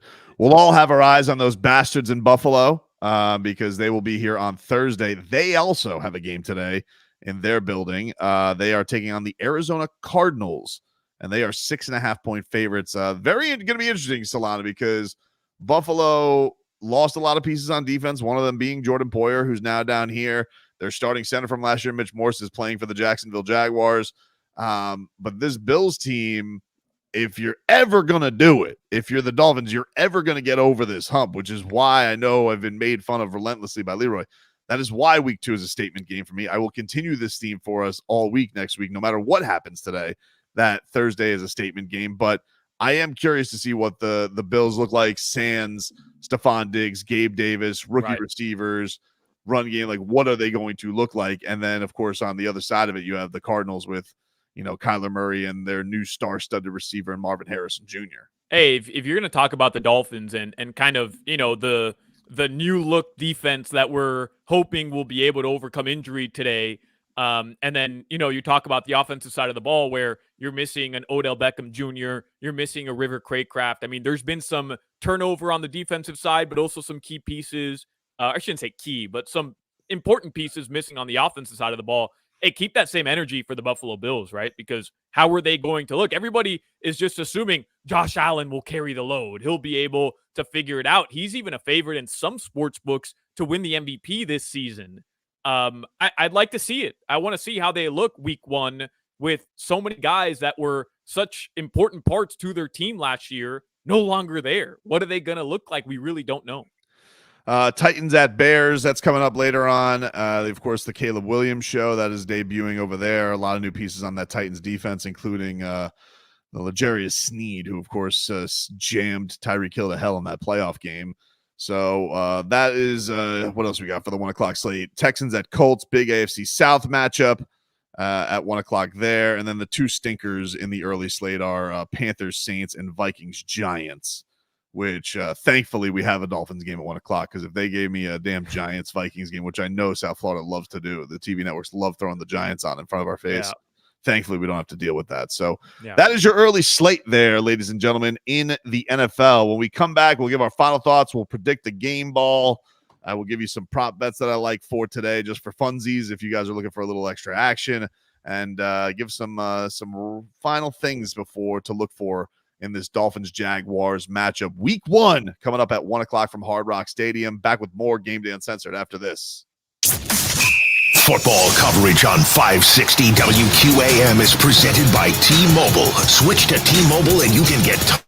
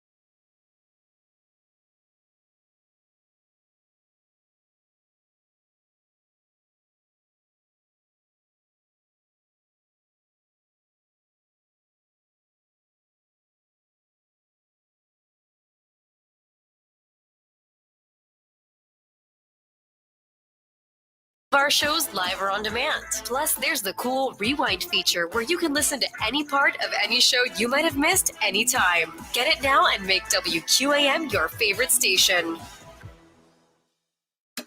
Now, let's get back to Game Day Uncensored on AM 560 Sports, WQAM, FM 99.9 HD2, and always live on the free Odyssey app. Game Day Uncensored is sponsored by Southern Lexus Dealers. Find your summer getaway at the Lexus Golden Opportunity Sales Event. Get offers on select models through September 3rd. Also sponsored by the free Odyssey app. Download it today to listen to us live or on demand. And by Edmore Sawgrass Cadillac. When it comes to returning your lease, Ed Morse has your back. Ed Morse Sawgrass Cadillac is your lease return headquarters. Click edmoresawgrasscadillac.com. Ed Morse is a proud partner of the Miami Dolphins. And welcome back, everybody. It is Game Day Uncensored here, 560 WQAM. Dolphins and Jaguars getting set from Hard Rock Stadium. Bit of a rocky morning here in the world of the Dolphins. Yeah. Tyreek Hill was detained and cited, but put in handcuffs and put to the pavement by Miami-Dade police officers before the game. Interestingly enough, Solana, I was looking at some Tyreek Hill action, right? Because I'm curious, like, did the line move at all with this whole thing? But interestingly enough, on Hard Rock app, everybody is locked other than Tyreek Hill right now on making prop bets, which is kind of strange. That is strange. They just want that Tyreek action. It's a little bit of a weird one. The line didn't move, by the way, which I was actually a little surprised of. I mean, I guess there's no precedent here, not that I'm aware of. There's no precedent here of how much Vegas would move a line after your star player gets detained, handcuffed before a game. But yeah, the Dolphins are still 3.5-point favorites. If he wouldn't have been able to play, like if they would have taken him away, then that would have moved the line. But the fact that he is playing, I don't think I don't think you can really account for it because we don't know. Like the guy is still one of the best players in the league, but as his agent has said, he's mentally not great right now of where things are at. Tyreek's had some pretty crazy incidents while he's just been trying to go to work. I remember that his house went on fire last year in the midst of a Dolphins practice. So, I mean, the guy, I guess, is used to dealing with stuff like this, but yeah, this is directly with him. And it's, that is upsetting. I think it's upsetting to his other teammates who are involved with this too, who are trying to diffuse a situation, but let's put all that aside, Solana. Let's predict the game ball. Who do you got today? If you had to predict the game ball, Mike McDaniel, who loves to give a lot of game balls out, but if he only was allowed to give out one today and the Dolphins get a win over the Jacksonville Jaguars, who gets that game ball? Robbie chose it. No, I'm joking. I'm going to go with Raheem Mostert.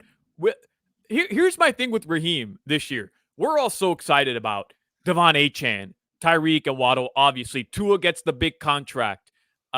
We've been so focused on offensive line issues. We've been so focused on Jalen Wright, who isn't active today. Everybody seems to have forgotten, maybe overshadowed a bit, just how good Raheem Mostert was last year. Like, we really haven't talked too much about him, Tobin. I don't even think we've heard from Raheem Mostert today on our pregame show. And again, it's not an indictment on either you or I, or what. He just seems to kind of have been taken for granted a little bit how productive he was last year. So here's what I'm thinking. Raheem Mostert, maybe not. I have an anytime touchdown prop bet placed as well, but he's going to remind us, hey, I was one of your best weapons last year. I'm still going to be one of your best weapons this year. Well, currently, if we're talking anytime touchdowns, Ninja brought it up. Right now, Raheem Mostert is plus 100. This has actually been a swing in the line, so I think there is a lot of action coming in on Tyreek Hill. But he was, for anytime touchdown, I think he was minus 110. Now he's plus 100. So there's been a little bit of movement there, right?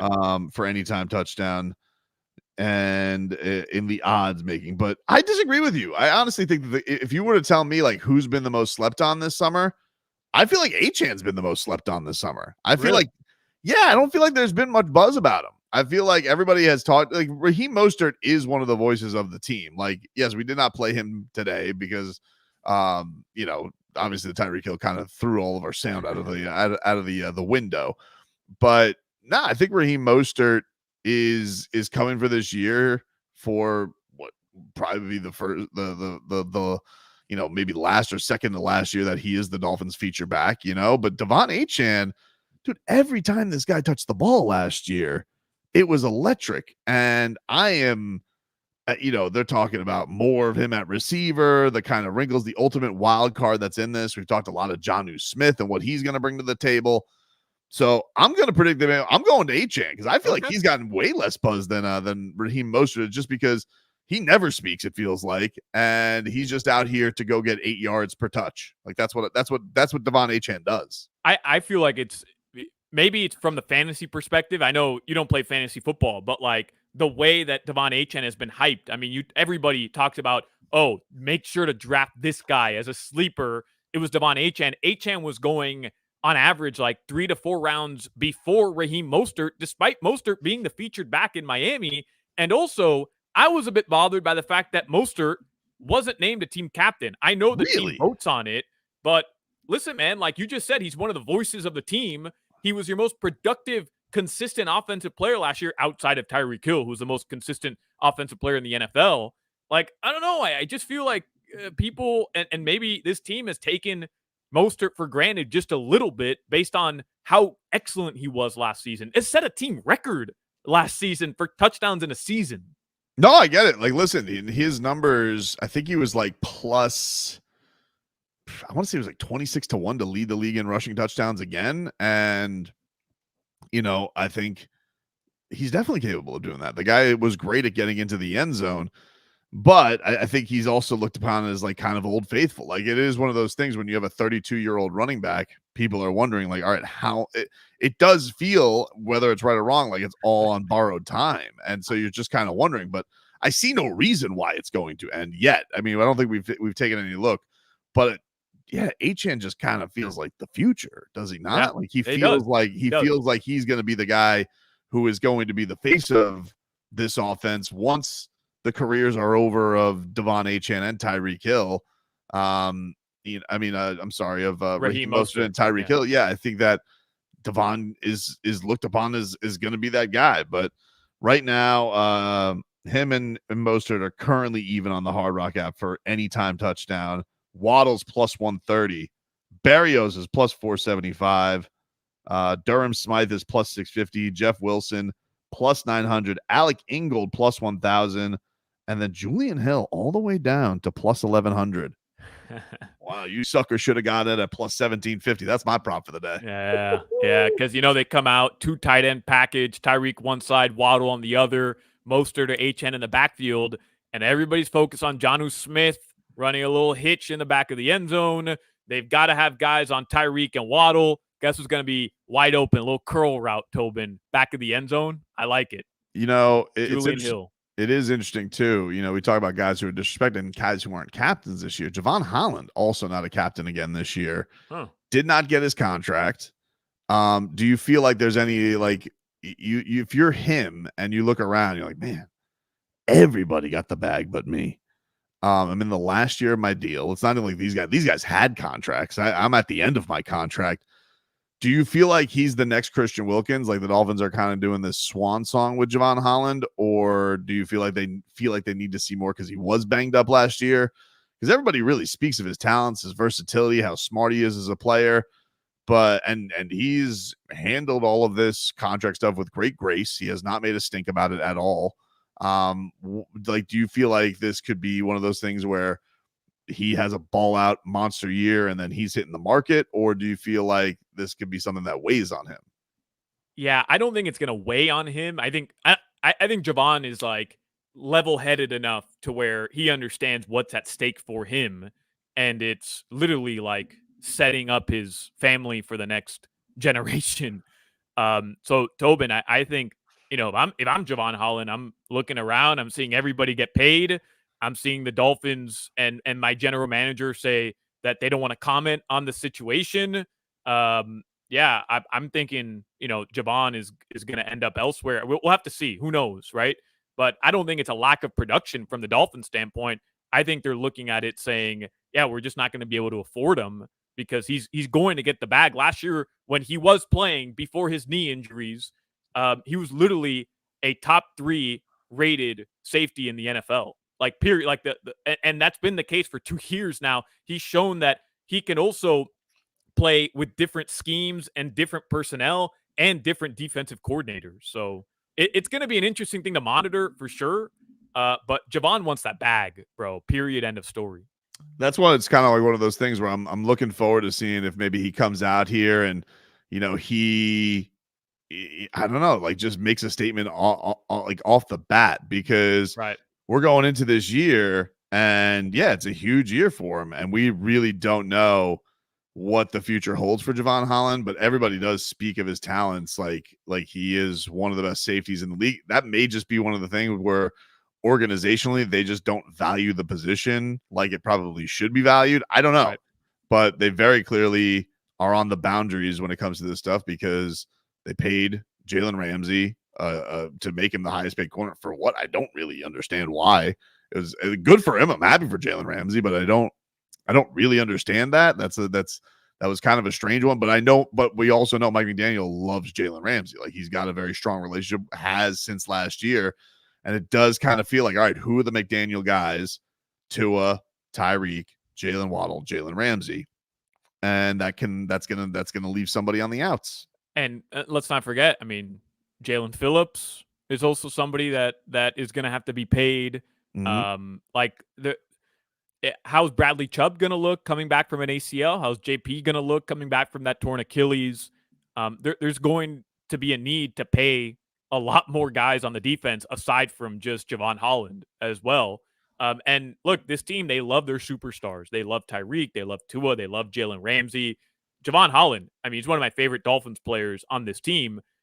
He's not a superstar. He's arguably a star. He's a really, really, really good safety, but he's not a superstar. And this team has been paying their superstars, contrary to guys who are star level. Yeah, and that could be one of those things too. That's like, you going into this first year of Anthony Weaver, should he not, like, listen, if it's an awesome defense, maybe he'll go get a head coaching job next year. But let's just say he is going to be the Dolphins defensive coordinator for the next foreseeable future, next couple of years at least. That may be him saying, all right, I don't quite know yet who picks up the offense or who picks up the defense, who's going to be the most valuable guy here.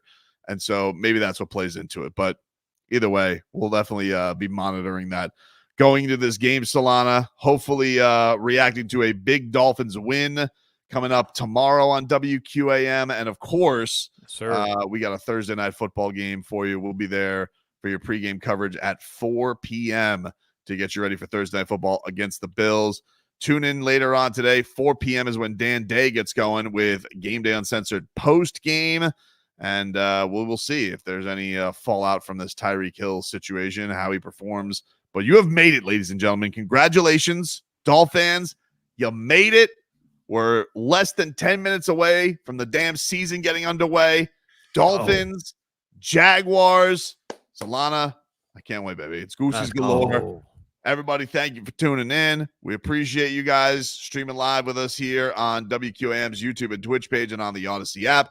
And we will talk to all of you on WQAM tomorrow. Tune in at 4 p.m. for post-game coverage with Dan Day. And Gameday Uncensored pregame will be back Thursday at 4 p.m. to get you ready for the Bills. That's our show, ladies and gentlemen. Fins up. And that's the Week 1 edition of Gameday Uncensored.